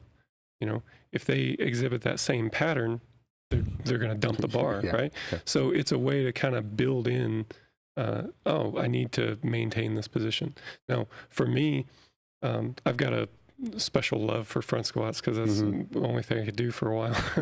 But one of the things I feel like I learned from that was a bit of patience. You get to the bottom, and I know what it feels like when I'm about to lose the position. Quads are strong enough, and if I'm just patient, then it'll move and I'll keep it in the right groove. What do you mean by patient? Like when I get in a rush to like really drive with the quads as hard as you can, that's when the hips kick back and chest falls over, right? But if I'm just a little bit more patient with timing that engagement, then I'm able to maintain position, maintain the bar over midfoot and not have the hips kick back, right? I've learned that skill by practicing it in front squats in my case. Now, it doesn't necessarily mean front squat's the best or the only tool to do that, but I like to come up with things that help to reinforce it in that way. Like I didn't cue it really, but I learned the skill that I needed to learn by doing movements that kind of reward the right pattern, right? Well, I think the feel part is it's one step further down the road than the cue, because the cue essentially is to teach them what they're supposed to feel. So getting them to feel it's way more important than the cue, by the way. Because that's going to determine their correction if they don't feel it, and if they're ready to squat or whatever it's going to be. With that, when you're looking at a lift, if it's being sent to you, are you looking at, granted you're looking at everything, so is the first thing that you look at their body mechanics or the bar path? I guess I probably look at mechanics first, and then bar path very closely after that. But bar path, I think it'll be an indicator, but if the bar path is looking weird, then that means that they're doing something weird with their body, right? So like you said, kind of both are important, but I'm going to make corrections probably off the position. I just don't think it would be, well, It's more of a curiosity question. Maybe it depends on the lift too. I haven't really thought about it a whole lot, but maybe it depends on the lift. Like I would cue bar path in the bench, but I don't really think about it too much for the squat or the deadlift. For the bench, I want them to get it back over their shoulders pretty quickly. Mm-hmm. I guess to be fair, it's similar. The shirt exaggerates it, mm-hmm. So, but it's still the same overall pattern that you would see, right? So I want them to get it back over their shoulders. So that's one where I'll cue the bar path directly, mm-hmm. But for the squat and the deadlift, I tend to, the bar path would be an indicator for something else going wrong. Yeah, the reason I ask is it's just a curiosity question that mm-hmm. I have with other coaches, because it's me personally, I'm looking at the bar, mm-hmm. If it's heavier sets. Because on the squat, I went to as close to a straight line coming up, because there could be some other shit that's way kind of fucked up. But if that's okay, then maybe the other things are their style. Right. I'm not like crazy stuff. If it's crazy stupid, you get what I'm talking. Sure, I'm not a little, like maybe the knees come in just a little bit. People lose their shit over that. I'm like, okay, look, the bar path is solid. It's good. Right. And bar, it's a little jacked.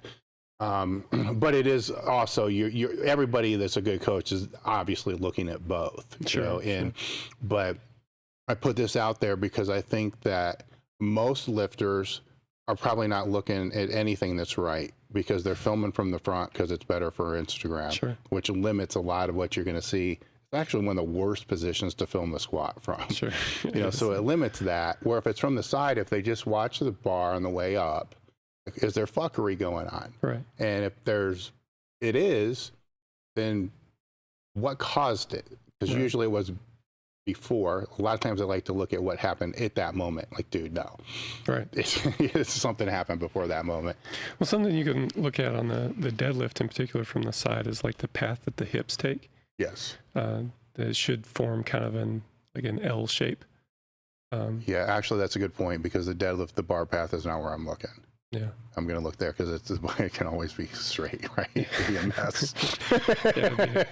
Well, you do see people that'll like kick it. It'll get kicked out around knee level or something like that. And I see people that'll windmill a little bit one way mm-hmm. or another. So I mean, there's definitely some things going on there. But I find that maybe it's just a pattern I've seen more lately. It seems like technical issues seem to run in trends a little bit. Yeah, they do. But I've seen more issues with timing in the deadlift, like timing the hip drive. Well, hip drive. Timing is where? Timing the hinge really is what I mean. So like if you watch the hips, it should kind of form. Yeah. If you were to trace the hips, it's going to form like this L shape. Yeah. Where the initial part off the ground, the hips pretty much come straight up. The back angle stays more or less the same. Then depends on the lifter, but usually somewhere around knee level, they kind of transition out of that drive stage, and now it's more of a pure hip hinge, mm-hmm. and the hips travel forward. If you're looking at somebody who's got really great leverages for sumo deadlift, then disregard all that, because it gets different. But kind of the timing of those stages, where maybe they're just a little bit late engaging the hinge part, that seems to be the thing I've noticed most lately. And if you slow it down, there's like this weird, it's not even really a sticking point, but you see the bar slow down kind of close to the top of that L shape, right before the hinge portion kicks in. There's like this slowdown period. And one of the things I've been doing that has been helpful for that is deadlifting with chains. Because, I mean, you think about it, like if your timing is bad, then those chains are going to kick your ass. Yeah, yeah. But if you fix it and your timing is good, now you can cruise through and you'll be able to lift more weight, which we all like. What's a minimum amount of chains to accomplish what you're talking about?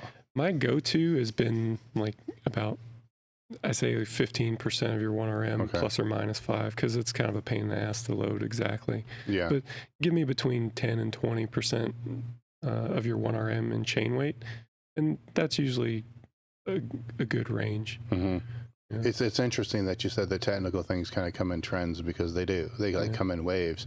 Where the deadlift, I was more curious about that, because the change in the bars. People are spending more time trying to get that. But what you're talking about is past that. It's not that start wedge position. It's beyond that, which is, I know what you're talking about now, and I see that, where most of the things I'm seeing are people, trying to get the wedge out of the bottom, where it's important, but it also depends what kind of bar they're pulling with. Like, is it as important with a stiff bar? Probably not. Well, that's the context that I'm coming from, right? Like, most of these guys that I'm working with are competing on a stiff bar, training on a stiff bar. So it'll, not that the start is unimportant at all. Like, in fact, you could make the argument that you better have your shit together, because there's just no time for correction. But it's less dynamic though, so that maybe makes it a little bit easier to get it right. Like with a deadlift bar, something that's going to flex a lot more, you need to be in a good position when that weight comes off the floor, but it's all happening under tension while you're moving, while you're pulling all this slack out, which, it's harder to be in the right position. Like, golf is like that, it's be in the right position in detail while you're in motion. It's harder to do, whereas maybe a stiff bar gives you a little bit more of a clear point. Like, this is the point, this is the start of the lift. It's not mushy or anything like that. No, I get what you're saying. That makes sense. It's a different perspective than I would have thought of, but that makes sense. It's easier to figure. It should be easier to figure out, because it's kind of always the same. Well, I mean, I think easier is a bad word. No, I think it's the right word. I think it's harder technically, and you see more technical errors in the start of the deadlift with the deadlift bar, I think. Or just more technical variability from rep to rep, Let's take a bathroom break real quick, and then we'll come back. I gotta pee like crazy. I want to let you guys know that we just had a limited edition drop on the website last week of new items, that sweatshirt, flannel, t-shirts, shorts. Basically, the limited edition items are the items that directly support the Table Talk podcast. So if you go to elitefts.com/limited edition, or actually just the link in the description, you can find the limited edition items that we have now, which there's the one that I like the best is the shit, suck, good, great, which is all emojis. The designs I always like the best, right? They're the ones that don't sell for shit, but they're the ones that I want to wear that I like the best. And there's the cigar one as well. And they're all there on the screen for you guys to be able to see. So if you go to elitefts.com/limited edition, the other thing that directly helps support the podcast that I haven't talked that much about is the Table Talk crew. The Table Talk crew is extra edition episodes that go out once a month. The content of those episodes are AMA related, question related, that come from the Table Talk Discord group, which is also part of being in the crew. When you're in the crew, there's dozens of ebooks that are in there. There's every seminar that we've ever done is put on there. There's courses that are put on there. There's series that have put on there. The original YouTube channel that we had for many years, before we migrated to the newer one, all that old content is on there.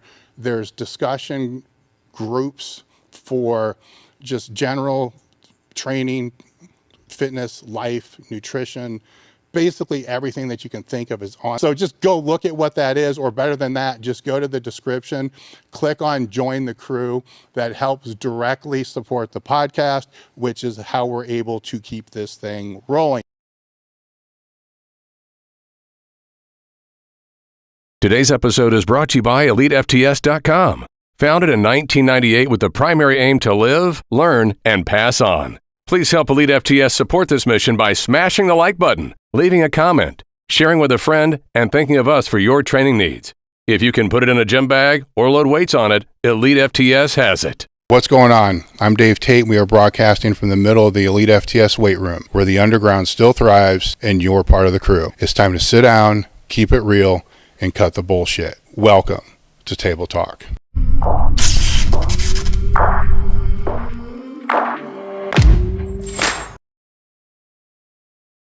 I want to let you guys know that we just had a limited edition drop on the website last week of new items that sweatshirt, flannel, t-shirts, shorts.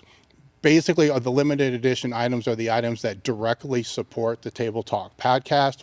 So if you go to elitefts.com/limited edition, or actually just the link in the description, you can find the limited edition items that we have now, which there's the one that I like the best is the shit suck good great, which is all emojis. The designs I always like the best, right? They're the ones that don't sell for shit, but they're the ones that I want to wear that I like the best. And there's the cigar one as well. And they're all there on the screen for you guys to be able to see. So if you go to elitefts.com/limited edition, the other thing that directly helps support the podcast that I haven't talked that much about is the Table Talk crew. The Table Talk crew is extra edition episodes that go out once a month. The content of those episodes are AMA related, question related, that come from the Table Talk Discord group, which is also part of being in the crew. When you're in the crew, there's dozens of ebooks that are in there. There's every seminar that we've ever done is put on there. There's courses that are put on there. There's series that have put on there. The original YouTube channel that we had for many years, before we migrated to the newer one, all that old content is on there. There's discussion groups for just general training, fitness, life, nutrition, basically everything that you can think of is on. So just go look at what that is, or better than that, just go to the description, click on join the crew. That helps directly support the podcast, which is how we're able to keep this thing rolling. All right, and we're back. So, okay, we're back. All right, what I'd like to do is to continue, because we were talking about technique and we were on to the deadlift. I want to transition that a little bit into your thoughts on techniques of what you would consider the specialty or supplemental movements in a training, because I don't see that talked about very much. And what I typically see, you may as well, is they're not treated with the same degree of focus, nor should they, but they still need some focus. And a lot of times they're just done fuckery. Well, it comes back to like, what's the intent, right? Yeah. Like, what are we trying to accomplish? Which, if we're talking about like the heavier accessory stuff, like we're going to do some SSB squats or something like that, then I mean, a big part of why I would put that in a program is because it's supposed to teach you something about the movement.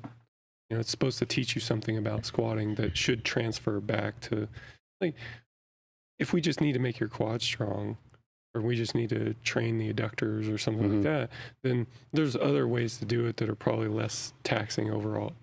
But the reason you would select that movement is because there's something about that movement that you should learn from. You know? And I think this is something that people miss with bands and chains too. There's something that you can learn from having that type of resistance profile on a bar. You have to approach it that way, though.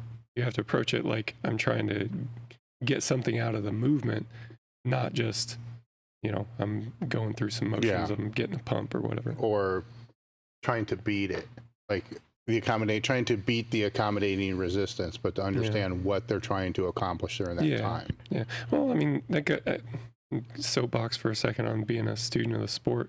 Like, that used to be the only way to be in the sport and take it seriously, is you had to learn about it, because we were all self-coached, and you had to be engaged in that way.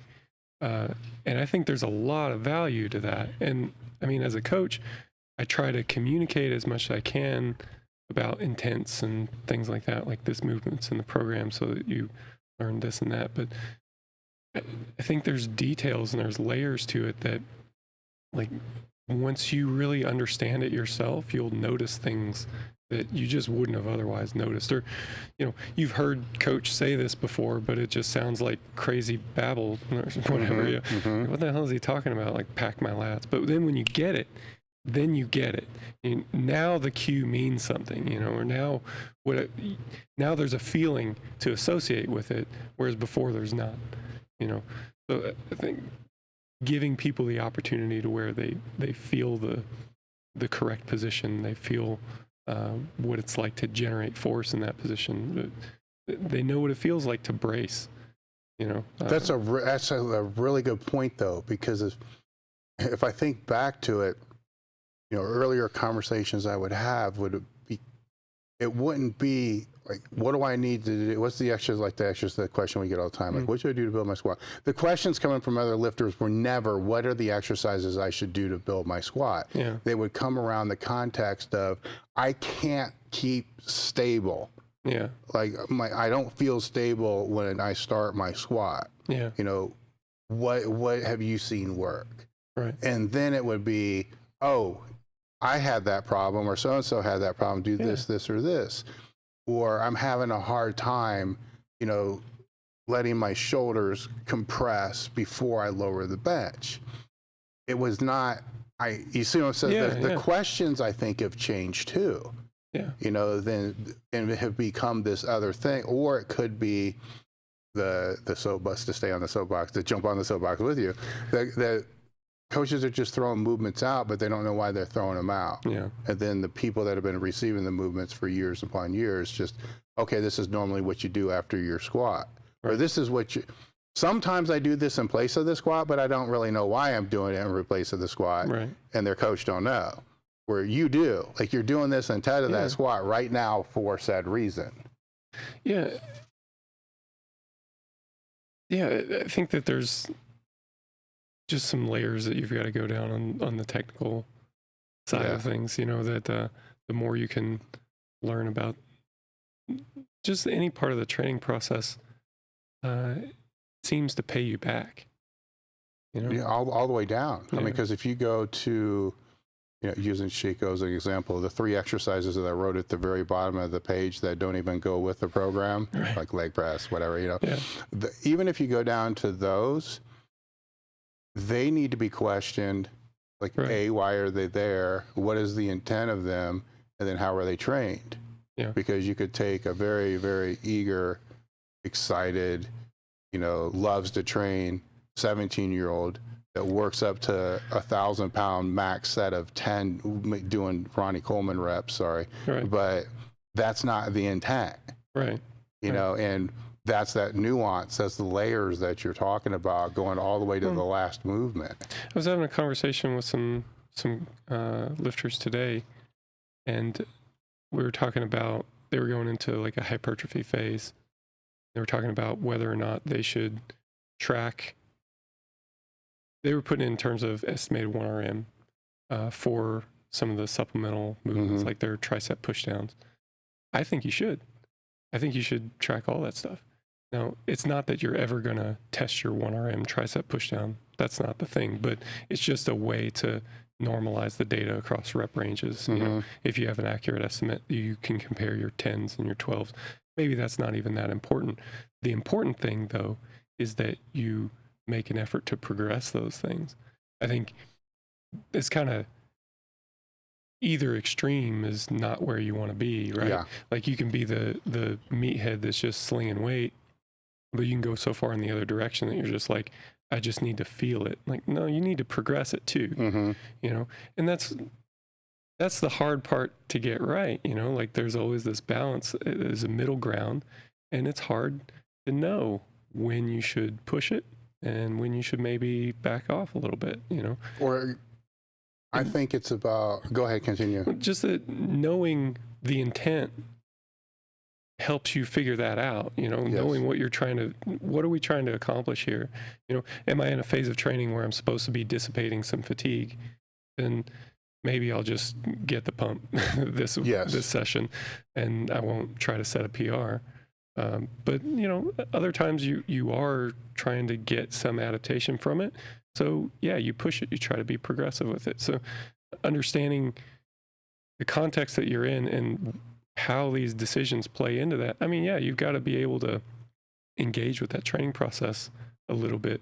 I mean, maybe it's different if your coach is like sitting right there with you, but I would imagine that even then, it's better to be engaged and switched on than not, you know? Yeah, even if your coach is sitting there, though, I think that having the knowledge to ask the right questions matters, because if using the low-hanging stuff we're talking about, just the hypertrophy training, is the intent consistent throughout the block? Yeah. Right? So you can do the 3 sets of 10, you know, just, I call it muscle fucking it, you know, not completely cheating, but just using momentum and just, you know, doing the movement to do the movement.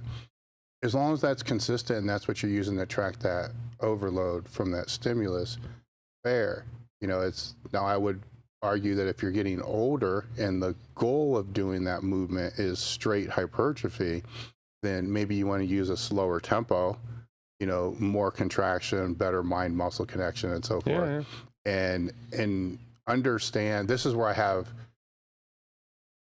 when the people come out from my clinics, I work with them very hard on this, is if it's for hypertrophy, that's the intent. We're not talking work capacity. That's you just designated those two things. That's a different conversation and a different application.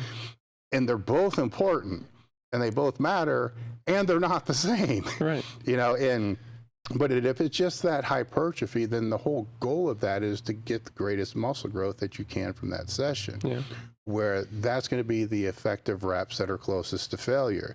So if you start with and this is what you see often, is because it says 3 sets of 12, you know, they'll start with really good intention, you know, good contraction, good full range of motion, good control of the movement. And then it starts to get a little hard around 6.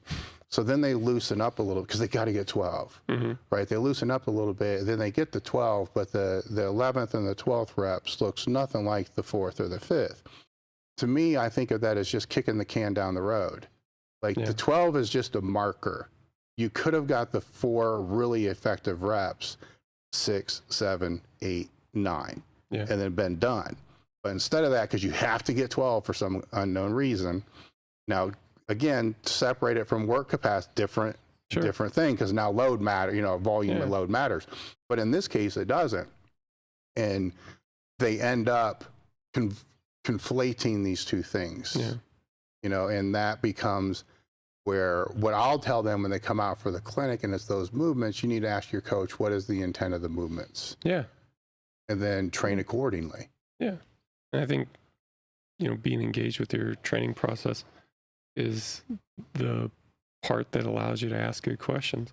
You know, I've got a friend of mine who talks about the same kind of concept as training intelligence. Like, you could not possibly write everything down on paper, you know, like there's just too much, and there's all these like little decisions that you have to make throughout the course of a training session, and you just can't put it all on the program. Like, I've seen people try, and it's ridiculous, you know, but there just has to be a level of understanding of what are we doing here, you know, and then it allows you to make better training decisions. I mean, that's been a thread through my whole career, really, is like, how do you get people to make better training decisions? That was one thing that I took away, you know, when I was reading the Q&A back in the day, and then also reading Super Training, like a good, like we were supposed to do. But that was one of the things that kept coming up is, like, well, back then we were talking about like leaving a rep in the tank, you know, and kind of coming across the idea of RPE from endurance training. Like, well, what happens if we put these two concepts together?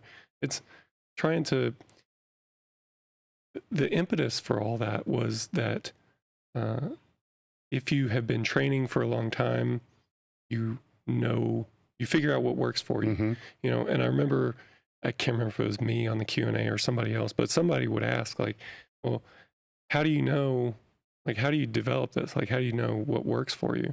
And the answer was like, well, you've just got to train. You got to train for like 10 years and you kind of figure it out along the way. And part of, you know, I was coaching these university kids who did not have that. I'm like, well, we don't have 10 years to figure it out. So how can we shorten this timeline at all? What is an advanced lifter noticing that a novice lifter is not? Can we communicate in a way that helps us to notice those things a bit earlier? So I think that's where RPE comes from. But I think a lot of that kind of goes back to training intelligence. Like, what does the veteran lifter know that the novice lifter doesn't? I mean, there's some like technical knowledge of like what phase are we in and what's the intent and how do these things work. But then there's also just the experience of it all, and it's harder to convey what that is. Yeah, and I think that it's, as long as the things are anchored, like we talked about before, the RPE, or if it's RIR, whatever it is, as long as it's anchored, it starts the conversation, which is better than not having the conversation at all. Where, going back to what you were saying, those answers on the Q&A were kind of not having the conversation at all because nobody knew how to really explain it. Right. It's like, how do you explain what we just talked about? It's like, especially to somebody that doesn't know. Yeah. Like, you need to feel the muscle. They're like, the fuck are you talking about? Like, I can feel a curl, but I can't feel my lats, or then how does that apply to a 5 RM squat? Like, what the hell are you supposed to feel? It's just heavy.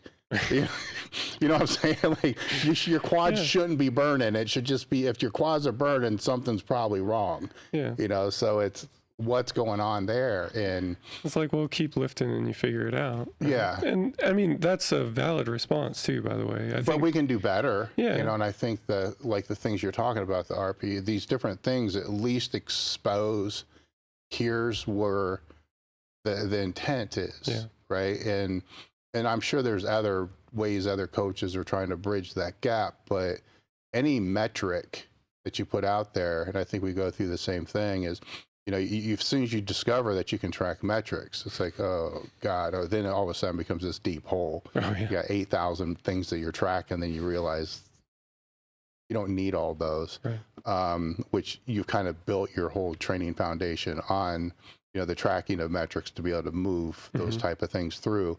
And then I'm guessing over a period of time, those metrics have gone from like this big to this big, but it doesn't mean these things aren't accounted for. It just means that you've discovered that if this is off, you need to look deeper into these other holes. I like, I'll give you another pilot analogy.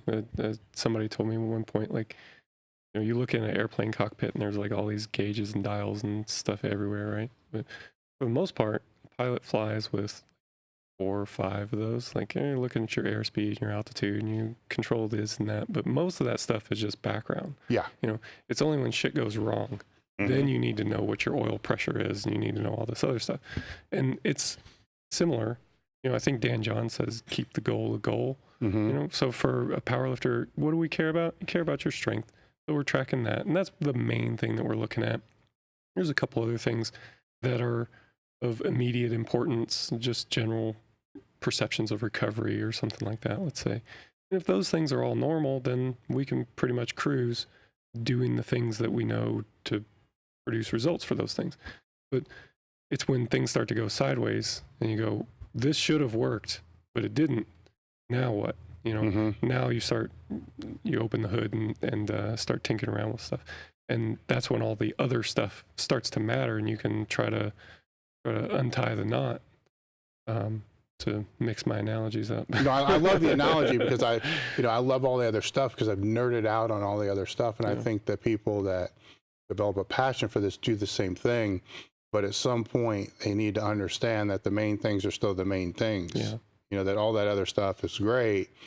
And I think a good coach, the athlete, I can debate it, but a good coach should definitely need to have all that, because sometimes those things do go south. Yeah. And the only reason I say athlete doesn't necessarily need to is because they can find somebody that does know, to be able to help, which we didn't have, we didn't have before. But I still think they need a general idea to be able to know they're not being fed bullshit. Yeah. Because there's a bullshit detector there too, where there's so much under the hood though that the nuance becomes, mind-boggling. I mean, how deep do you want to go? Because it can. I haven't found the bottom yet. Yeah, that's what I'm saying. But it's how often, the question is how often do you have to look there, right? And then if you do look there, most of the time the basic tools work. Yeah. One of the subjects people want me to bring up way more often than I do, and there's a reason why I don't, and they're going to find out real quick why, is they want to speak about restoration means, right? Sauna, hot tub, you know, all the different things. And the reason why it doesn't become a big part of conversation is because if you're taking care of the main things, right, the training volume, recovery, you know, basic recovery, nutrition, sleep, stuff like that, they're not necessary. Right. Now, if you fall back, like something goes wrong, they can be, this is how I would see it. They can be tools to be able to help you get back on track temporarily long enough until you can actually address what the real issue is. Right. So your back, for instance, right? So you're 3 weeks out. Here's some things you might be able to do that's going to get you there, but don't lose sight of the fact that there's still something that needs to be fixed later. Right. Like, just to go with that particular example of like an acute injury, if you're in a spot where I'm talking about injuries and there's all sorts of contraindications with any of this stuff, but say you've got a minor strain and it's going to be fine and you're not really risking a whole lot by continuing to train. It's just a little bit of pain management. So maybe throwing a voodoo band on there and, you know, okay, that can help you with like some temporary pain management while you're going through this rehab process. But just bear in mind, you're not really fixing anything when you're doing this. And you probably should address it like in a more real way. And that's kind of what happened with my back going into that competition too. It's like, well, we're going to, you know, reintroduce to these movements as rapidly as we can so we can do this competition. But afterwards, probably ought to take some time, you know? Yeah. Don't just, and I noticed at the competition, for all my attempts, in my last warm up and all my squat attempts, I had a lot of shaking on the way down, which is not normal for me. And, you know, it didn't cause any problems. It didn't lead to anything, but it was definitely not normal. And I took that as an indicator that, yeah, I'm not in pain, but things aren't, that doesn't mean things aren't normal, you know? So after the competition, took a more prolonged rest and that kind of went away and hasn't come back. So I think that's probably correct. You know? Now, have you introduced any other restorative means throughout your training just to do so, or do you wait? All kinds of stuff. I mean, I've done all kinds of stuff to try to track recovery. That's probably a better conversation right there. How do you track? How have you tried to track recovery? How haven't I? I mean, I've done all of it. Like we talk about the grip dynamometer, the grip testing. This was, gosh, a long time ago now, but I bought a dynamometer and I was doing grip testing every day. Got a sore wrist because it's max effort grip work every morning. Who'd have thunk it, right? So I did that. I've done HRV forever, and look, I hope I don't hurt any feelings, but I've never gotten HRV to tell me anything useful. You know, like nothing that I couldn't find out more reliably, faster through some other means. Usually a subjective questionnaire, like, oh, this thing tells me I feel like shit, but you could have just asked me. You know? Like it tells me a day late or something like that. You know, it wasn't useful.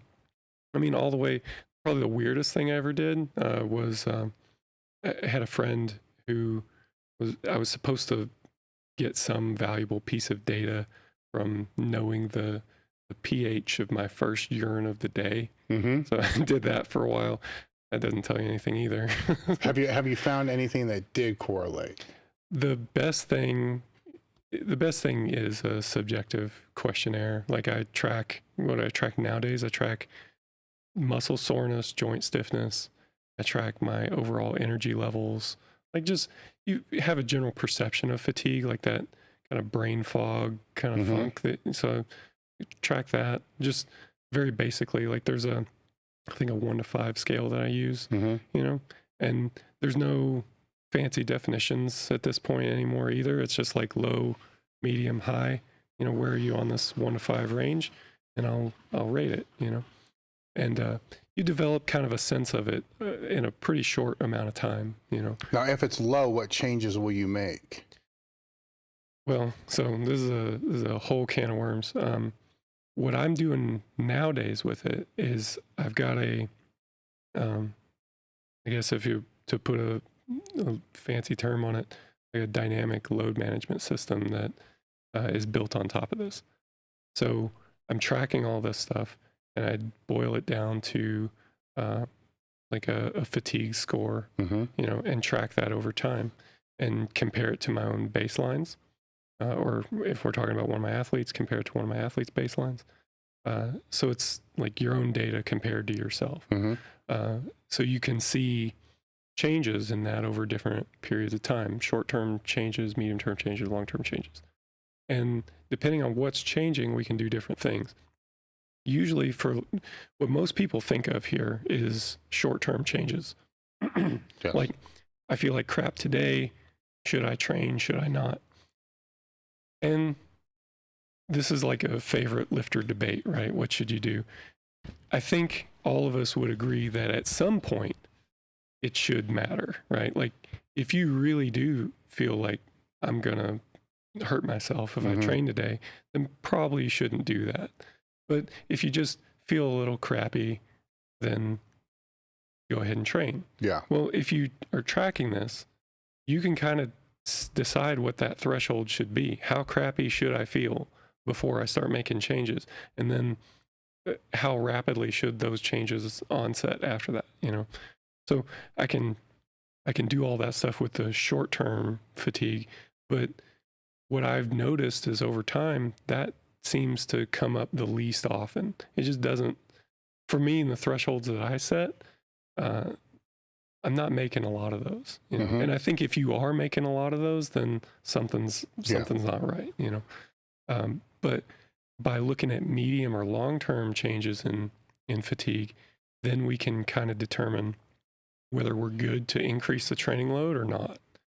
So if you imagine like your fatigue has this baseline, as long as we're cruising around this baseline or even below the baseline, then if we want to add training load, we're clear to do that. But if fatigue is like ramping up a little bit over the last couple of weeks, you may not even notice it because you feel fine today. But it's just like over the last couple of weeks, your average has been running high. Then let's pull things back a little bit. Or that might just mean we're not increasing the load. We're just going to keep it the same right now.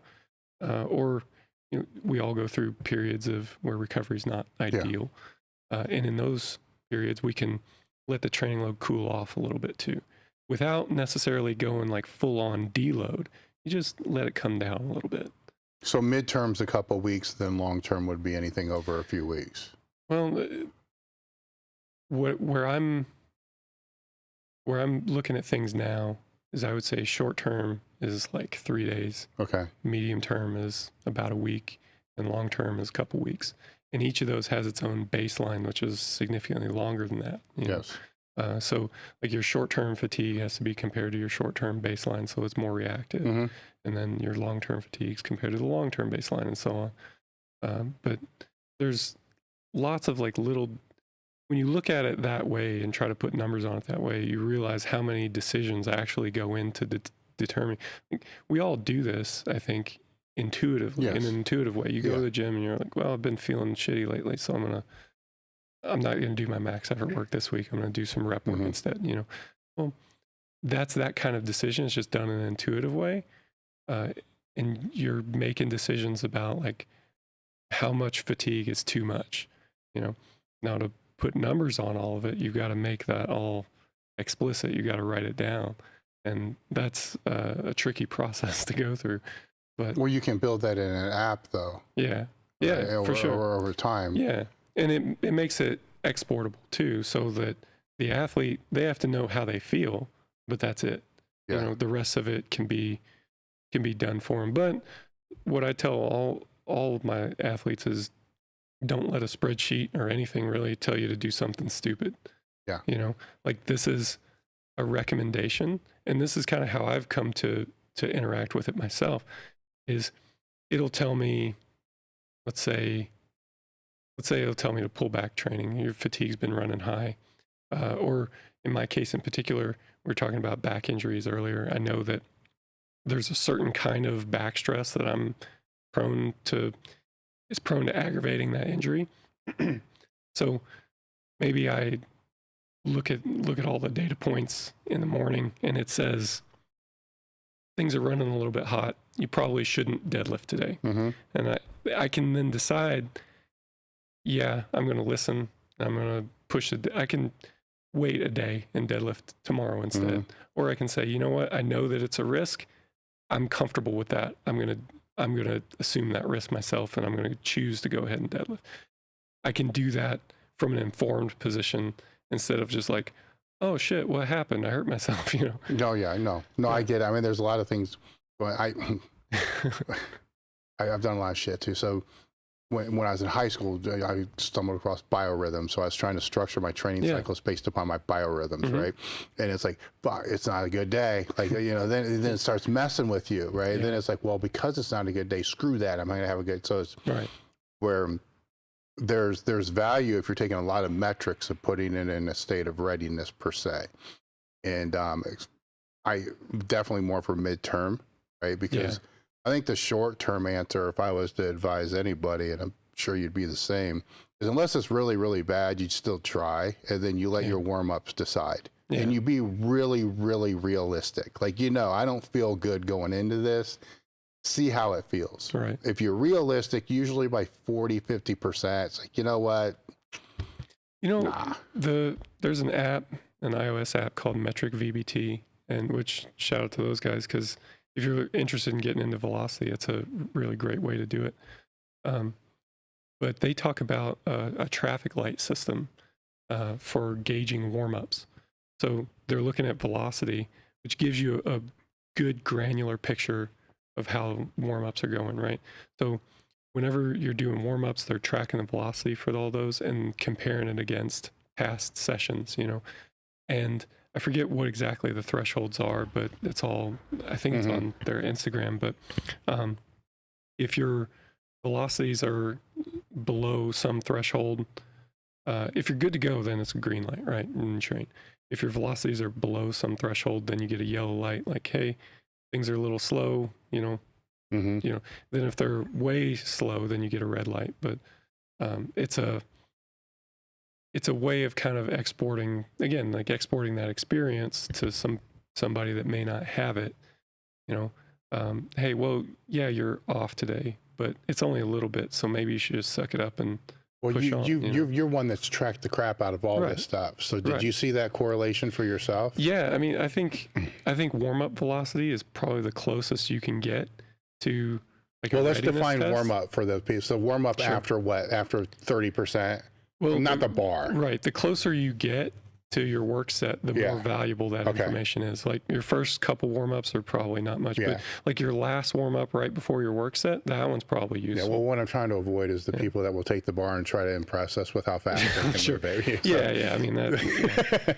Okay. Yeah. So anyhow, continue. But yeah, I think that's a good way to do it. And if I remember right, their concept here does emphasize like the last couple warm-ups before your working set. But like, I mean, I've tried all the other stuff that's supposed to tell you something about readiness, right? Like the grip dynamometer was one, but even stuff like vertical jump tests and horizontal jump tests and different kinds of jump tests, that stuff didn't really pan out. And I mean, if you think about it, like it's a different fitness quality than squatting with a heavy weight. Definitely different than benching, right? Should it tell you something about your neuromuscular system? Yeah, maybe, but your last warm-up will tell you something that's very specific, you know? And even that is wrong sometimes, you know? Like I'll have, just last week, I'm warming up for deadlifts, and my last warm-up on deadlift ran like within a normal range, a little slow, and I said, fuck it, I'm going up anyway. You know? Well, that would be my pushback with a lot of these things, even with the research that they're using, because maybe it has application for a novice or an intermediate, But when you're dealing with a high-end strength athlete, their whole career and their whole training has been based around how to overcome small amounts of adversity but still get stronger. Yeah. You know, so... Well, it can provide that for you, right? Like you can say, now, like, to build on my example from last week, I don't know if it was slow enough that I would have gotten the yellow light or whatever, but even if I had, I can still say, you know what, this is my training. I'm going up, you know, I'm deciding to do this, you know, and it's my decision to do that. But if I do that and that's a dumb thing to do, then that's on me too, you know? Yes. Well, you do it long enough, I think you know the pros and cons of making that decision. Yeah. Right. So it's like, look, I know I can, because you're not going to say you can't, right? I know I can do this, but for me to do this, I need to go one step higher on my mental arousal, which is probably negatively going to impact my next session. What is my next session? Right. Is this worth it? You know, to do, this is what we should think, right? I mean, the reality is you're just like, fuck it, and you do it. But then that's okay too, right? Because sometimes you probably need to do that. Yeah. But I think that's what, with the athletes that I've seen, the strength athletes I've seen, the better, more in tune they become, the more they process things like that. Yeah. Like, is this really worth the downside? And realizing that it will impact what's next in training. Like, you know, it's... Well, that's the counterexample too, right? Like, this has happened a couple of days ago. I get off a plane, I'm benching, and it's okay, you know, but it's not going awesome. And I thought, you know, smart money is not to load it up today. So I'll just cruise today. I'll kind of take a par weight. I'm not going to sandbag it, but I'm not going to push for something when it's not there. You know? And so what's the difference between those two? I don't know. I mean, there's indicators on both sides, which is better than going in blind. But I think that goes back to the experience and the training intelligence piece of it as well, to just say, well, in one case, it was worth the risk. In another case, I said, it's not. Well, yeah, I think the training experience and intelligence is 100% of it, because the question I would throw back at you is, what would have Mike 15 years ago have done? Load it up anyway. Right? you see what I'm saying? So it's great to have these conversations, but sometimes I wonder if they fall on deaf ears sometimes. Sure. These habits would be great to learn earlier on. Well, that's a fair point, actually. And I mean, another thing to come back to, like, I would rather have the lifter who, like, as a default, is willing to load it up. Yes. You know, versus the guy who, well, I don't know, things aren't quite right today. I think I'll just take it easy instead, you know. Well, let me flip that on you. The lifter that's willing to load it up, right? If they're a novice or intermediate. Now, what if they're the advanced lifter? Do you want that person or the lifter that's more willing to back it down if they need to? For an advanced person? Yeah, I mean, somebody training for worlds, nationals, internationals. Yeah, I mean, I guess I'm hoping that by that time we've developed some intelligence, right? And that we can kind of gauge that. But still, like, you know, the way I've always framed it is like, if you're left up to your own devices, you know, all things being equal, you know, the scale's balanced either way. What are you going to do? You're going to load it, right? No, I get that. But the more advanced you get, the more detail you're looking at the scale. And you go, it actually tilts a little bit one way, you know? Yeah. No, now that you framed it that way, that changes a lot in my head, a big time. With the Evolve app that you're working with, when I think I had John Hack out, we were talking about it a little bit, and there's a lot of people involved in that, a lot of metrics that are being involved with that. I'm assuming that you're more involved on the metrics side of that. Definitely. Yeah. How much of what are we talking about here is playing into that, or is already into that? Because it is a live app. Yeah, it's a live app. Let's see. Some of it is in there, and like we have plans to build in a lot more. But it always takes a lot longer to build these things than you'd like. But some of it's in there. We're using different concepts, like RPE has been baked into it for a while. We allow athletes to input certain changes to the training model, like inclusion of benchmark sets or something like that. So we want to get like the athletes buy-in. We want to get their involvement in those decision-making processes. And we're in the process of kind of redesigning how some of the back-end stuff works. We want to bring in a lot more, different concepts kind of all the way down, right? Mm-hmm. Like we haven't talked about I don't think we talked about a concept that I use called stress index. But it's a way of tracking. You could think of it like a way of tracking the number of sets that you're doing, but like number of hard sets is a metric that people will use to count volume for things. Mm-hmm. And I think it's a really good metric to use, but the only drawback to it is easy sets don't count as 0, So yeah, if you're going to count hard sets, there's 2 problems really. Like, where do you draw the line and what's a hard set and not? Mm-hmm. And now everything above that line counts as 1, everything below that line is 0. And there's just more granularity to it than that. So it's a way to try to conceptualize how much stress are we getting from, any of these interactions with a barbell or assistance exercises as well. So if we can kind of calculate what that stress is, then we can do lots of cool stuff with it, which kind of goes back to the dynamic load management stuff I was talking about before.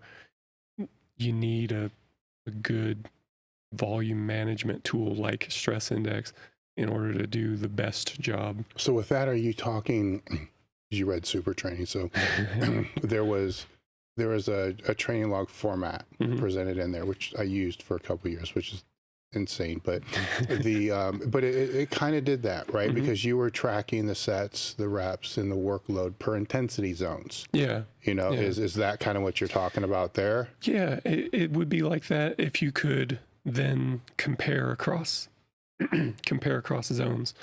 So just to I talk about stress index in some of the courses that I've done, and I've continued to refine the concept. It's built into the training log app on the RTS website, where it's in the Evolve app in a way, and we have plans to like expand that involvement as well. But and it can be like, how much do you want to interact with something like this as an end user? No, yeah. That's kind of up to you to decide, but it's a good metric, and it should be in play somewhere. I believe it needs to be in place, because I tracked this crap for a long time, and that was the one thing I always wondered was, now that I have all this information, like X amount of my training session is being done in 70% intensity zone, where that brings up some caveats there too. Like, well, how do my accessories play into that when you don't know a 1 rep max of a side lateral raise, but it's still contributing some degree to the systemic fatigue. And one of the questions I had for Mel Siff is like, well, how the fuck do I track a glute ham raise? There's no weight. It's my body weight. Is that 0? It's because it's not 0. Like, what is that? And so there's now, with technology and being able to do what you're talking about, formulate some kind of stress index, at least you have something tangible to work from, not really knowing what it's going to predict, but at least it's something as a base. It's useful for comparing across intensity zones too, so like I know. How so? I'm confused on that a little bit. So let's think of it like number of hard sets. So if there's not really a units associated with it, but let's slap one on it, call it number of hard sets. That's a decent way to think about it. Let's say that you've got a lifter and their bench training, they can recover from 10 stress index units a week. It doesn't really matter then if they're training at high intensity or low intensity, how many reps they're doing at 70% or 90% or whatever. As long as we're getting 10 a week, we're going to be able to recover from that. So that seems to be stable across intensity zones, which is really nice, Yeah. So I might have you dialed in for a hypertrophy block, and know how much you can tolerate for hypertrophy, but then we're going to go into a strength block, where the intensity is a lot different. So how much volume do you need there? Well, it would be useful if you could compare across those intensity zones, and stress index can do that. Now, is the adaptation built into that? Because over a period of time, I'm going to be better at that. Well, there's kind of these divergent adaptations, right? And I've just kind of heavy-handedly called it central and peripheral. And I know that that's not like physiologically correct. It doesn't matter. They're two. Central is more, so like I refined a lot of these ideas from conversations with Robert Frederick, who's a really interesting dude, and has also developed some strength training apps that are really ahead of their time. But he helped me refine a lot of these ideas. But central stress is more, it's going to be more linked to the intensity. High intensity sets are going to give you more central stress. Intensity is in load for those people that are listening. Okay. Yeah, or even, like, I do it slightly different than Robert does it. I kind of prioritize relative load. So a higher percent of 1 RM gets you higher central stress. Okay, I get it. And then it's not just the opposite gives you more peripheral stress. Like, as intensity goes down, reps go up, and RPE goes up. So you could almost think of the peripheral stress as like what gives you a lot of peripheral stress are high rep sets for high RPEs. So if you do 12, 15, 20 reps, like a 15 RM gives you a lot of peripheral stress, So that's a way to kind of conceptualize that. And then those two things interact to give you a total stress that's something like it's not quite accurate to say like the recovery demands of the protocol, but you can think of it that way. Anyway, that was really helpful to me to understand like what are the adaptations that I'm getting from these different protocols. Like, people ask all the time, like, why 6 reps and not 7 reps or 5 reps? Well, a lot of times it's done heuristically, but there is a difference between those two things. And maybe the reason for choosing one or the other is the athlete response, or maybe it has to do with how much central stress or peripheral stress we want to create. That's how I'm making those decisions more recently. It's like if I'm finding like, oh, well, we need more peripheral stress, then I'll pump the reps up a little bit. Maybe I'll pump the RPE up a little bit, and we'll get more peripheral that way. And then is that correlated to the 1 rep max, or whatever the main thing is? Is there a correlation to that main thing? Yeah, you can look at it that way too. We know that some lifters tend to respond well to training blocks that have a lot of central stress. Other lifters just blow up when they get a lot of central stress. So the way that I do the block reviews puts the 1 RM kind of at the front and says, what are the characteristics of this block? And we can look at all different characteristics, like from like sets and reps and exercise selection stuff, or we could go deeper than that and start looking at things like stress index and find any correlation you want, really. But that's kind of all we've got to go on for individual data. We can't get to the level of like falsification and doing like causal testing. We have to go with correlations. So we can look at whatever correlation you want to look at. We might say, oh, this lifter tends to have better blocks when our central peripheral balance is, whatever. Well, what I wonder there is, we spoke earlier about, Westside with the GPP, and there were some people that did, a lot. I used to make fun of them and call them GPP specialists. That's what they did, right? And the conversation I would have with Louie is if right. So there's the first caveat. If this increase of work capacity, if this actually increases work capacity, is the first question. Second question is, if this does increase work capacity, then to what point does it become diminishing, right? Because you can become a GPP specialist, but your main lifts never go up.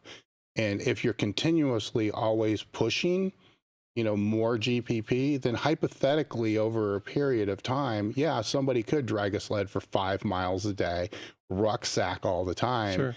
And at what point does it's not doing anything for their strength? Yeah, I mean, at what point is it detrimental? But if it does help, increasing that work capacity, then at what time does it need to be taken out so you can actually derive that benefit of getting it better again? Because,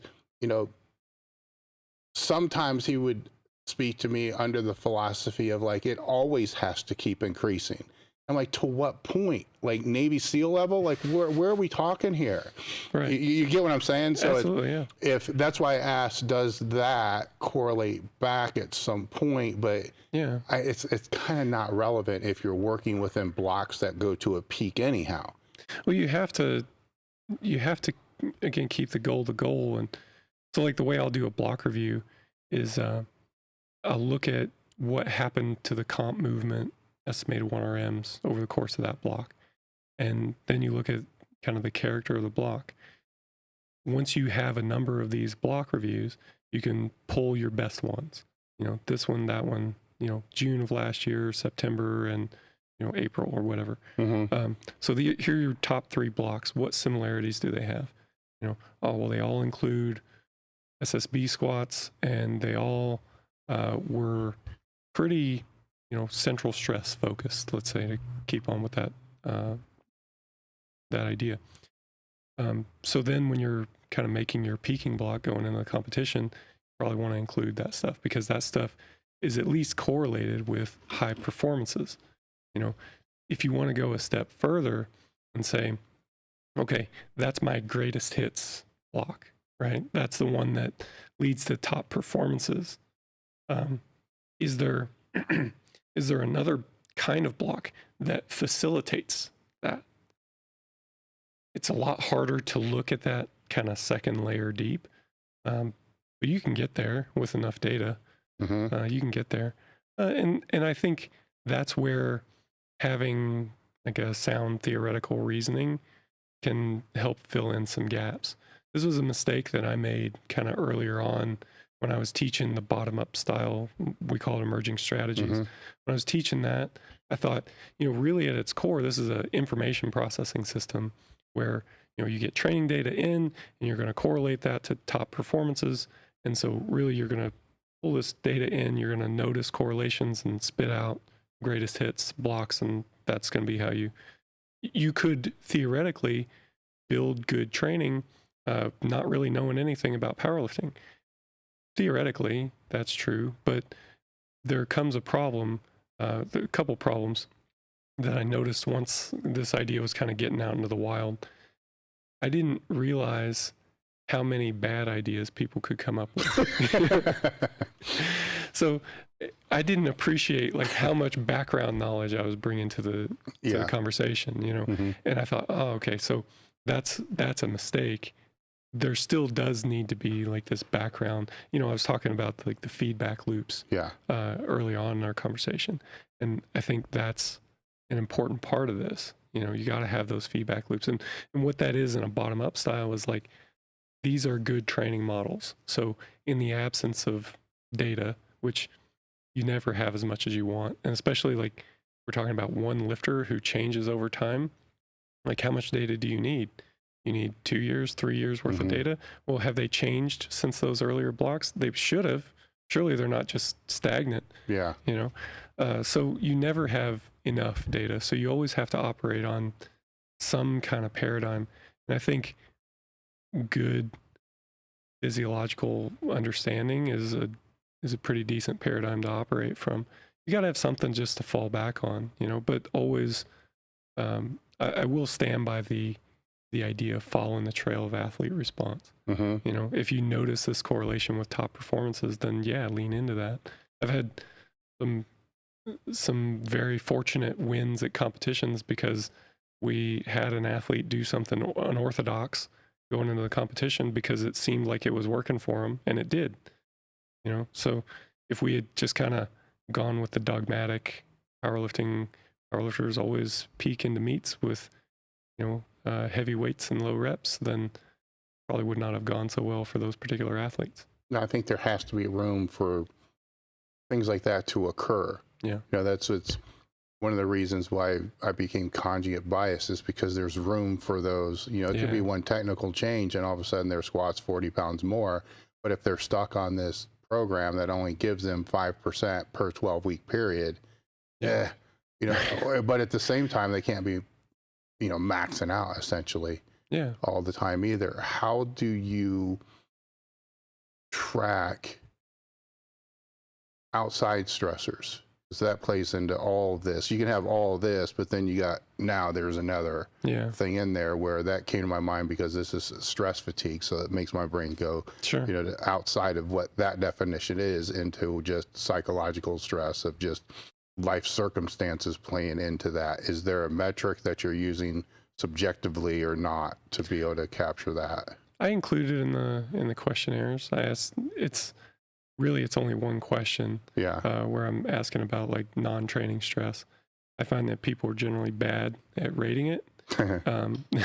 Even like, this didn't happen to me, but it happened to one of the other RTS coaches. He was talking to one of his lifters that block was not going that great. And so he's talking to him about it.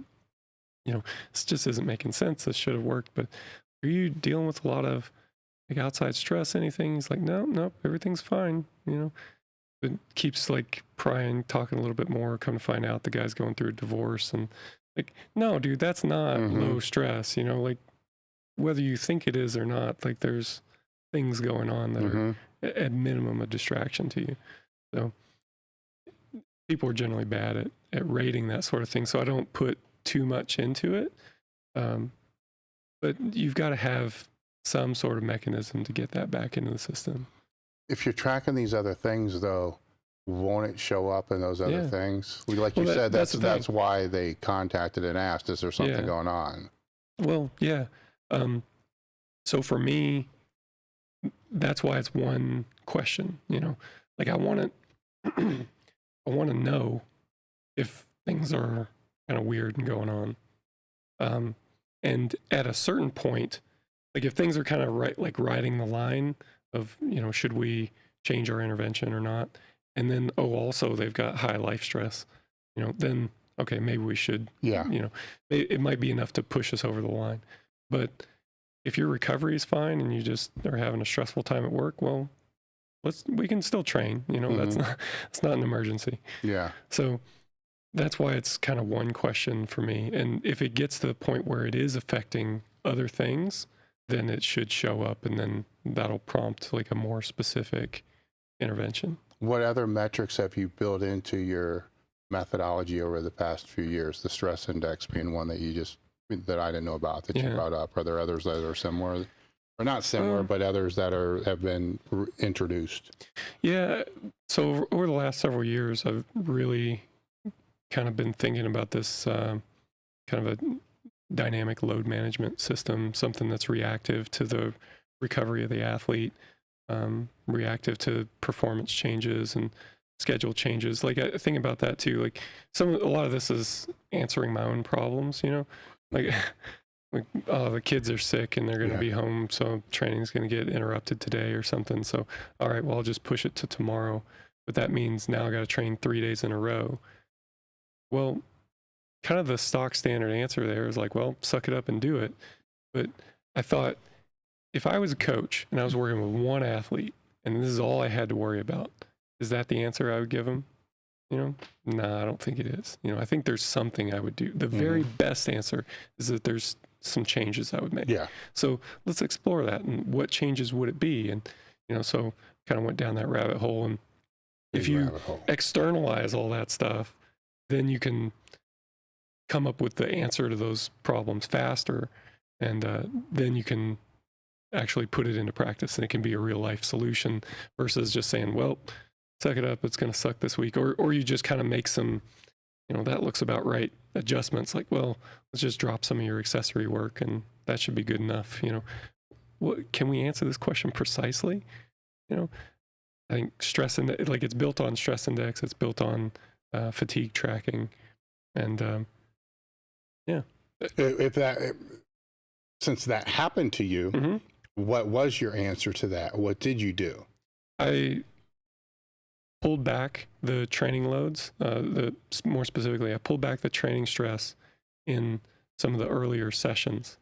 So before day happened. one. Well, no, like in that scenario, like it kind of surprised the kids are sick. So, yeah. So not training today, so tomorrow's going to be my day one. I'll do a lower training volume on day one because I know I'm going to have 2 and 3 all stacked up together. So then day 2 tends to be, usually, it depends on what you're bringing into this scenario too in terms of training loads and fatigue. But kind of standard would be day 1 is kind of low medium training load. Day 2 is probably a low training load, and then day 3 is going to be a high training load because you've got a few days rest after that. So it depends on the overall context of what you're doing, and I can make more changes. The rabbit hole keeps going, right? Yeah. So if you had a high volume, think of it this way: you had a training session planned that was going to be a lot of work at a high intensity. One of these key sessions. If you think about it from a stress index standpoint, you're going to stack up a lot of central stress. And now let's say that something happens, that workout needs to get cut short. You're not stacking up as much central stress. Should you just move on and pretend nothing happened? Like, no, we're just going to let that one go and keep going.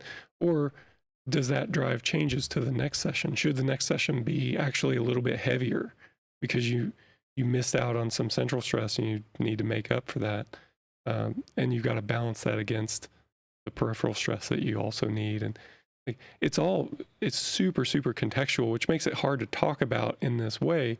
But if you get it to the point where it gives you the answer, it says, okay, in this context, you just trained 3 days in a row, so we're taking a day off, or you're in a skill acquisition block, so we want to push higher frequencies. So that'll drive changes to how much stress are we going to see in each session, because you're training today, but you're also going to train tomorrow too, because we're trying to acquire the skill rapidly. There's a lot of metrics because it depends upon what the day is. Yeah. Like it depends. So it's kind of trying to take this question of the stock standard answer of it depends. It depends on a lot. So what does it depend on? And can we boil that down to a process? And I don't know. It's not simple. Yeah. It's not simple at all, but I have a hard time imagining going back to a different way of managing my own training. Yeah. I think it can be boiled down. It's just going to be a lot of variables. Well, let me put it this way. Like, I've been in the process of training the RTS coaches on how to manage the system. I coach several of them using it.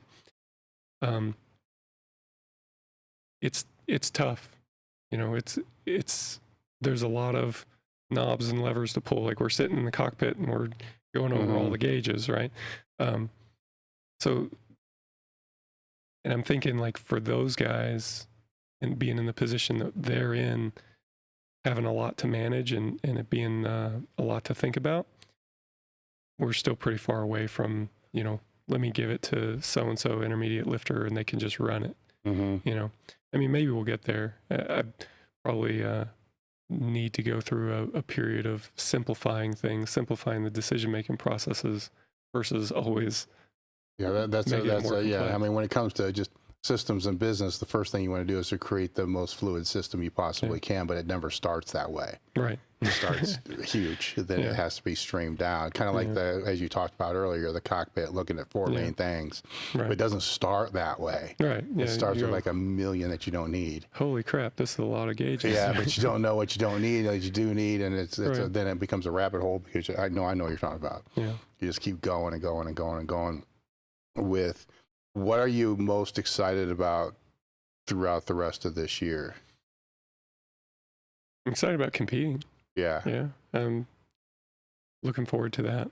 I'm excited about continuing to tinker with this load management system. I'm excited about the work we're doing with Evolve. There's a lot of good stuff going on, I've been making a more concerted effort lately to kind of take note of the good stuff that's happening. And I was just looking back through it yesterday. I'm like, man, this is a lot of good stuff.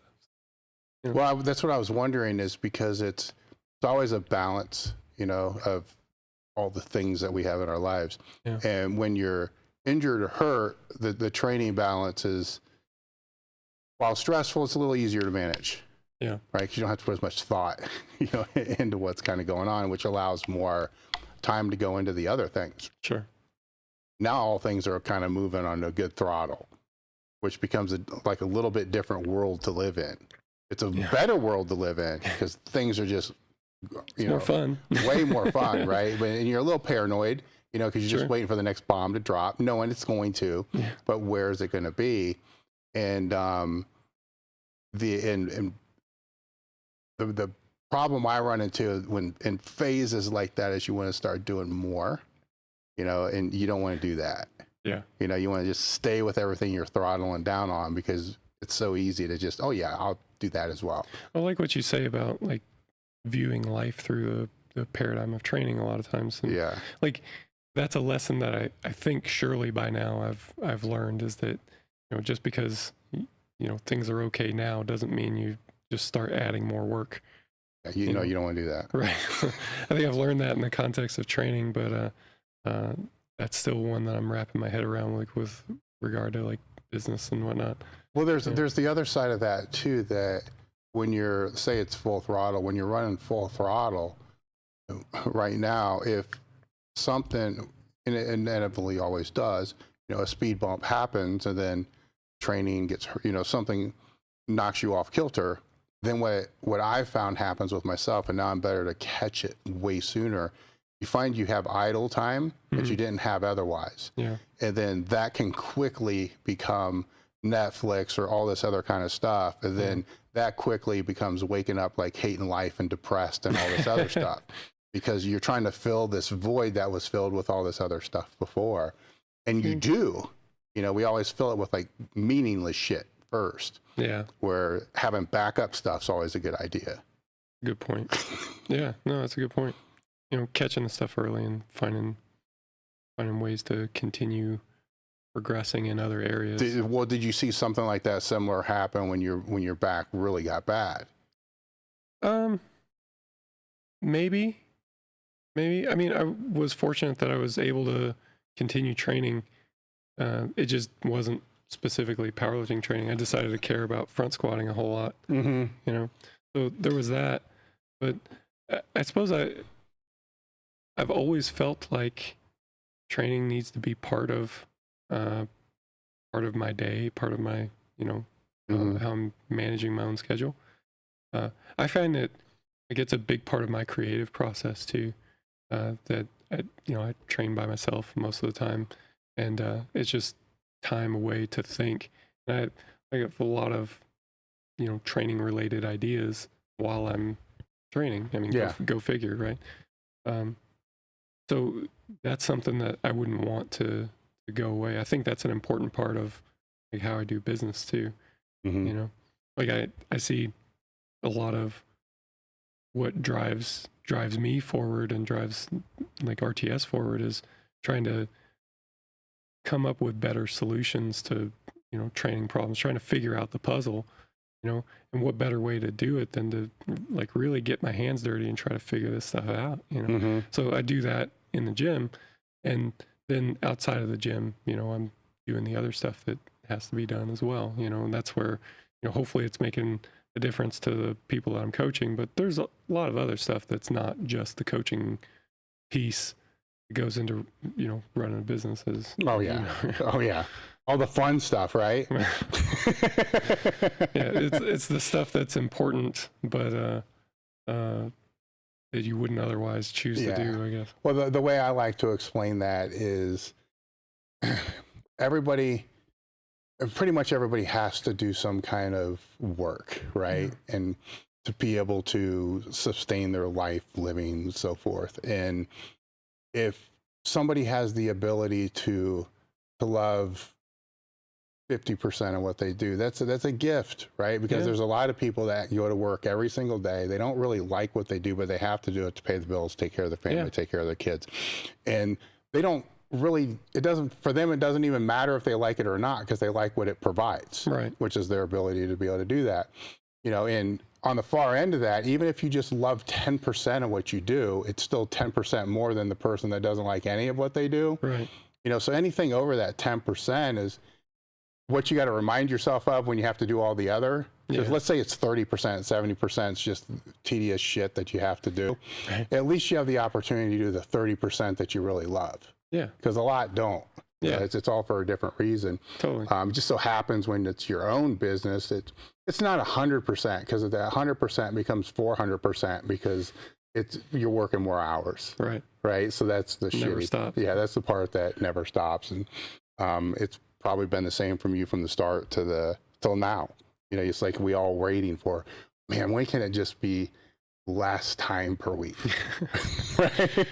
And yeah, I mean, it's the to-do list that never gets done. You know, which has been something that I've been trying to wrap my head around lately. Is I have all these different roles that I'm playing, and if I was to kind of take the top task, even just take the top couple tasks from each of these roles and put them into a list, say, I'm going to get this done this week. Rack them and stack them based on what's the most important thing. I'm going to try to get that done first. There's some things that are never important enough to bubble up on this list to get done this week. And then next week it'll be the same. And next week it'll be the same. But also, it can't just never get done. Like, that's not acceptable. You know, which, I don't know. Maybe this is just my process-oriented brain and just how that works. But like trying to figure out like how do I deal with that stuff in a more reliable way now? You know, because I'm never going to look at it and say, yeah, that's a high priority action for this week. You know, but it's got to be a high priority action sometime. No, it has to get done. Yeah. You know, the way that I manage my day and my time is, you know, I have master lists, like I'm sure you do too. So I got master lists with each roles, which people don't want to see those lists. They're just insane. And then each month I'll go through and prioritize what's most important out of these master lists to be able to put on there. And then they become like admin lists. But as I create the day, weekends are different, because weekends it's one day. So I just be like weekend. Like I'll have 3 or 4 main things that have to get done that move me closer to where I want to be. Right, big rocks. It's the Stephen Covey stuff, like big rocks. They have, no matter what, they have to get done. Now they're not going to take all day. I just need to do some work on those things. That way, mentally, I know I'm moving in the right direction. Yeah. And then I'll have basically just admin, because I don't write to-dos. I write admin, because for some reason it works different in my mind. To-do is like, oh my God, it never ends. Admin is just administrative shit. Yeah. Then I list those down, and they're in no real priority, but they have to get done. Yeah. And then, you know, then I have time, like appointments or whatever it's going to be that I have to be able to do. And sometimes I don't do this the way most people think that you should. I don't start with the first 3, because those first 3 sometimes can take me way too long, because they lead to rabbit holes. Yeah. Right. You get bogged down. So I base it on my mood and when my energy is the highest. My time to focus is usually the best during certain times, like 10:30 to like 12, and then really late, like 10:30, 12 at night. I'm not doing admin, you know, during those times, but during those other times, that admin list is like one of those top 4. It's like, this is priority. Yeah. You know, so I need to rip, because none of these things take long. Right. You just don't like any of them. Right. But when I sit down to do them, if I sit down like, oh God, I just need to, it takes me way longer. If I sit down like I'm busting through this shit right now, from now to now, then I can knock them all out, done, then back to this other. The trick is to know that those other 3 still need to be done. I guess what I'm trying to say is I find the times where I'm most productive, then I protect those for the higher priority items. And then the times where I'm not that, like, I'm more productive strategically, not here. At home, you know, or driving or something like that. Yeah. So I don't do administrative shit in those places. Yeah. I do them here, where I know there can be interruptions and all the other kind of stuff, and have that. And then I have that focus there. And then each month, the same thing we do with training, like each month I'm going to evaluate. Yeah. Like, how did that month go? You know, did I get enough of these big rocks done? And did I get too much of those big rocks? Same as the scenario you're talking about. Did I get so much of those big rocks done that I didn't get enough of this shit done? Right. Because all this little administrative crap eventually over a period of time will become something big. Yeah. Right. That's unpleasant.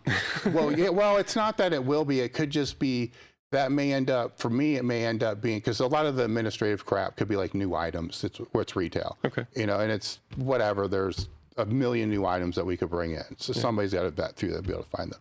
Now, whatever. You know, see, I'm not that excited about it, right? But one of those new things could actually become a new product category, you know, that we have, and there's only like 8 or 9 main categories that we have.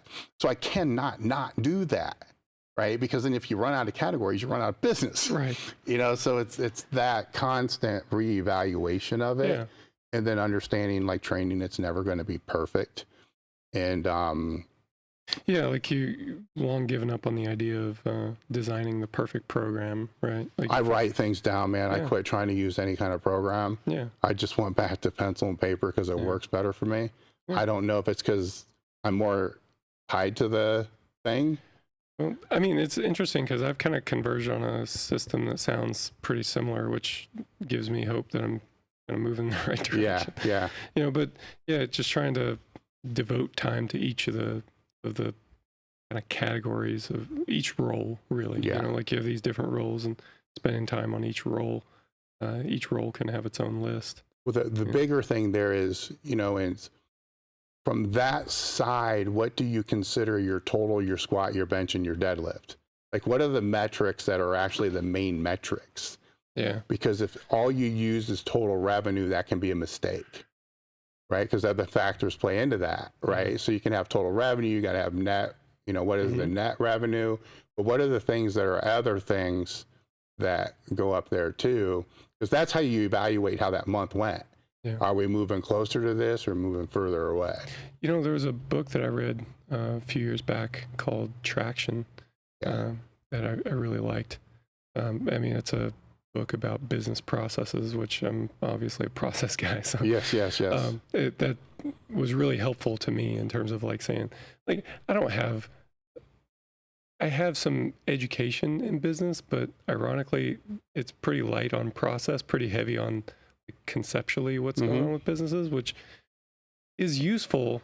But when you're doing the thing, like sometimes you need somebody to guide you through like what to do. And for me early on, that was a lot of just kind of trying to figure it out on my own, you know? Well, I think that's most of us. I think it is, you know? And I mean, it's a lot like training though, in that way, where a lot of us coming up in training, you just kind of figure shit out. But nowadays I think it's better that there's a lot of educational opportunities, or if that's not for you, people to guide you through it, you know, which, I mean, maybe it does exist in business and I just can't afford it. Well, I don't know, man, because it's the same thing as the training. I mean, you can find coaches, you don't know who's good, you don't know who's not. Sure. And then, you know, are they on the same road? Are they on a different road? There's all kinds of resources. I mean, I read all kinds of shit. Sure. You know, after a while, it's like the training, everything you're reading, it's just you've read it before in a different context. But every now and again, there's something. Like, oh, shit, didn't think about that. That's interesting. And, but it's probably worse in business than it is in training, because there's more fuckery, there's more mentorships, there's more, you know, people that are just trying to just screw other people. Because people will spend way more on a business mentorship than they ever would a training mentorship, because they think it's going to make them $100,000 or whatever more dollars by doing that, and then they just end up fucked. You know, so it's I mean, you hear about some stuff that's good now and then, like where, you know, guys will get into like the metrics of a business, you know, open the books and say, oh, well, you've got a cash flow problem here. And, you know, but so much of it is not that. So much of it is glorified goal setting, which, look, there's a time and place for goal setting. That's great. But most of us don't have that problem. Yes. Well, that's where a lot of the people get ripped off, right? Because it's what it is. It's figuring out, and you've been in business long enough. You can figure out the same way you do with the training, certain correlations, just of your expenses, like the payrolls should be this percentage of what the revenue is. And I know that because it's been this way for 10 years. And every time that gets disrupted one way or another, it's not good. Right. So it's the same. Have a panic attack for a year. Yeah. And unfortunately, that's probably part of the process, is being able to spend time looking through those nuances to be able to see, because even an advisor that comes in isn't going to see that. They're going to look at this and say, this should be this. I'm like, well, how do you know that? I've been doing this for 10 years. I know what that's supposed to be. And now you're telling me it's wrong. Well, I guess maybe that's what, it would be nice if such a thing existed that I'm thinking of, is like, it would have been cool if somebody could come in and look at things and go, well, you've clearly got more of this thing and you need to shift those resources over there. But man, you just saved me 2 years of trying to figure this shit out on my own. No, I agree with that 100%, because I've definitely had that. And it is like having a mentor. It's just a different eye. Just always remembering they're not always right. Yeah. But if they give you a different perspective, that's all. The other thing that I found that's been really cool in the business sense, if I can get perspective from people in completely different fields, that helps, because they're looking at everything from a different lens. Yeah. And it's like, whoa, I mean, they're saying things like, dude, that would never work in this industry. Right. But then you start asking yourself, did I just say that because that's what I should say? Or there's like thinking about like the dials and gauges, there seems to be so many more dials and gauges. And like anytime we talk about like marketing stuff in particular seems to be bad about this, because you're trying to essentially model human behavior. And you're talking about like lots of humans, so I don't know. We had a greater emphasis on whatever platform, putting this kind of content on that platform. Did it work or did it not work? What do you mean by work? And a lot of times the question is revealing in a way, because you go, oh, did it work? Well, actually, I'm not clear enough on what did I want to get out of this? Yes, especially with the marketing, and 100%, because it's not everything's going to transfer to a sale, but there should be some metric that's transferring to be able to show you that there's actual sale, or where it is. Maybe if it's this platform and it's getting X amount of people to come here, and that here is broke, your sales page or whatever it is, then what's that conversion supposed to be? Why is it not there? This got them here, and that's a whole nother convoluted thing, because so many people are going to try to sell you on all those different networks. Here's where you should be. Here's where you should be. And the way I've managed that one is I'll take whatever it is that we're on, and I'm going to track every metric I possibly can, run it for about a year, see which ones correlate to others, because they're all in the same spreadsheet. Like, hey, every time, sometimes it's spurious and sometimes it may not even be related. Sure. But every time this goes up, this goes up. Yeah. Interesting. Why? Don't know. But it still happens all the time. Yeah. But then what happens over a period of time is you go from 20 different indicators for one social network down to 3. Right? Yeah. And then, because now I've found that if one of those 3 are off, something else is off on the other one. I don't need to track all those other ones, go copy, paste all that shit. I just need these 3. That's off. Okay, now go look. Here's what that is. You just need a early indicator. Yeah, just start big, work it small. And then sometimes it gets to a point where it's like, this isn't even necessary. Right. Like, this isn't impacting any of the other things that really matter. Your squat, bench, deadlift, total, it's not impacting it. Right. Same shit through training. I guess it benefited me being fucking conjugate, because we had so many max effort exercises and indicators that it was crazy to be able to go through. Well, I think that's the utility of it. That's what I mean by like an information processing system. It's the same information processing, just applied in a different context. Were there any other topics that you want to talk about, or any things that people fed you that they wanted to hear you talk about? No, I think you covered all the stuff that I had on my list. Awesome, man. It was great having you back out again. Any final thoughts?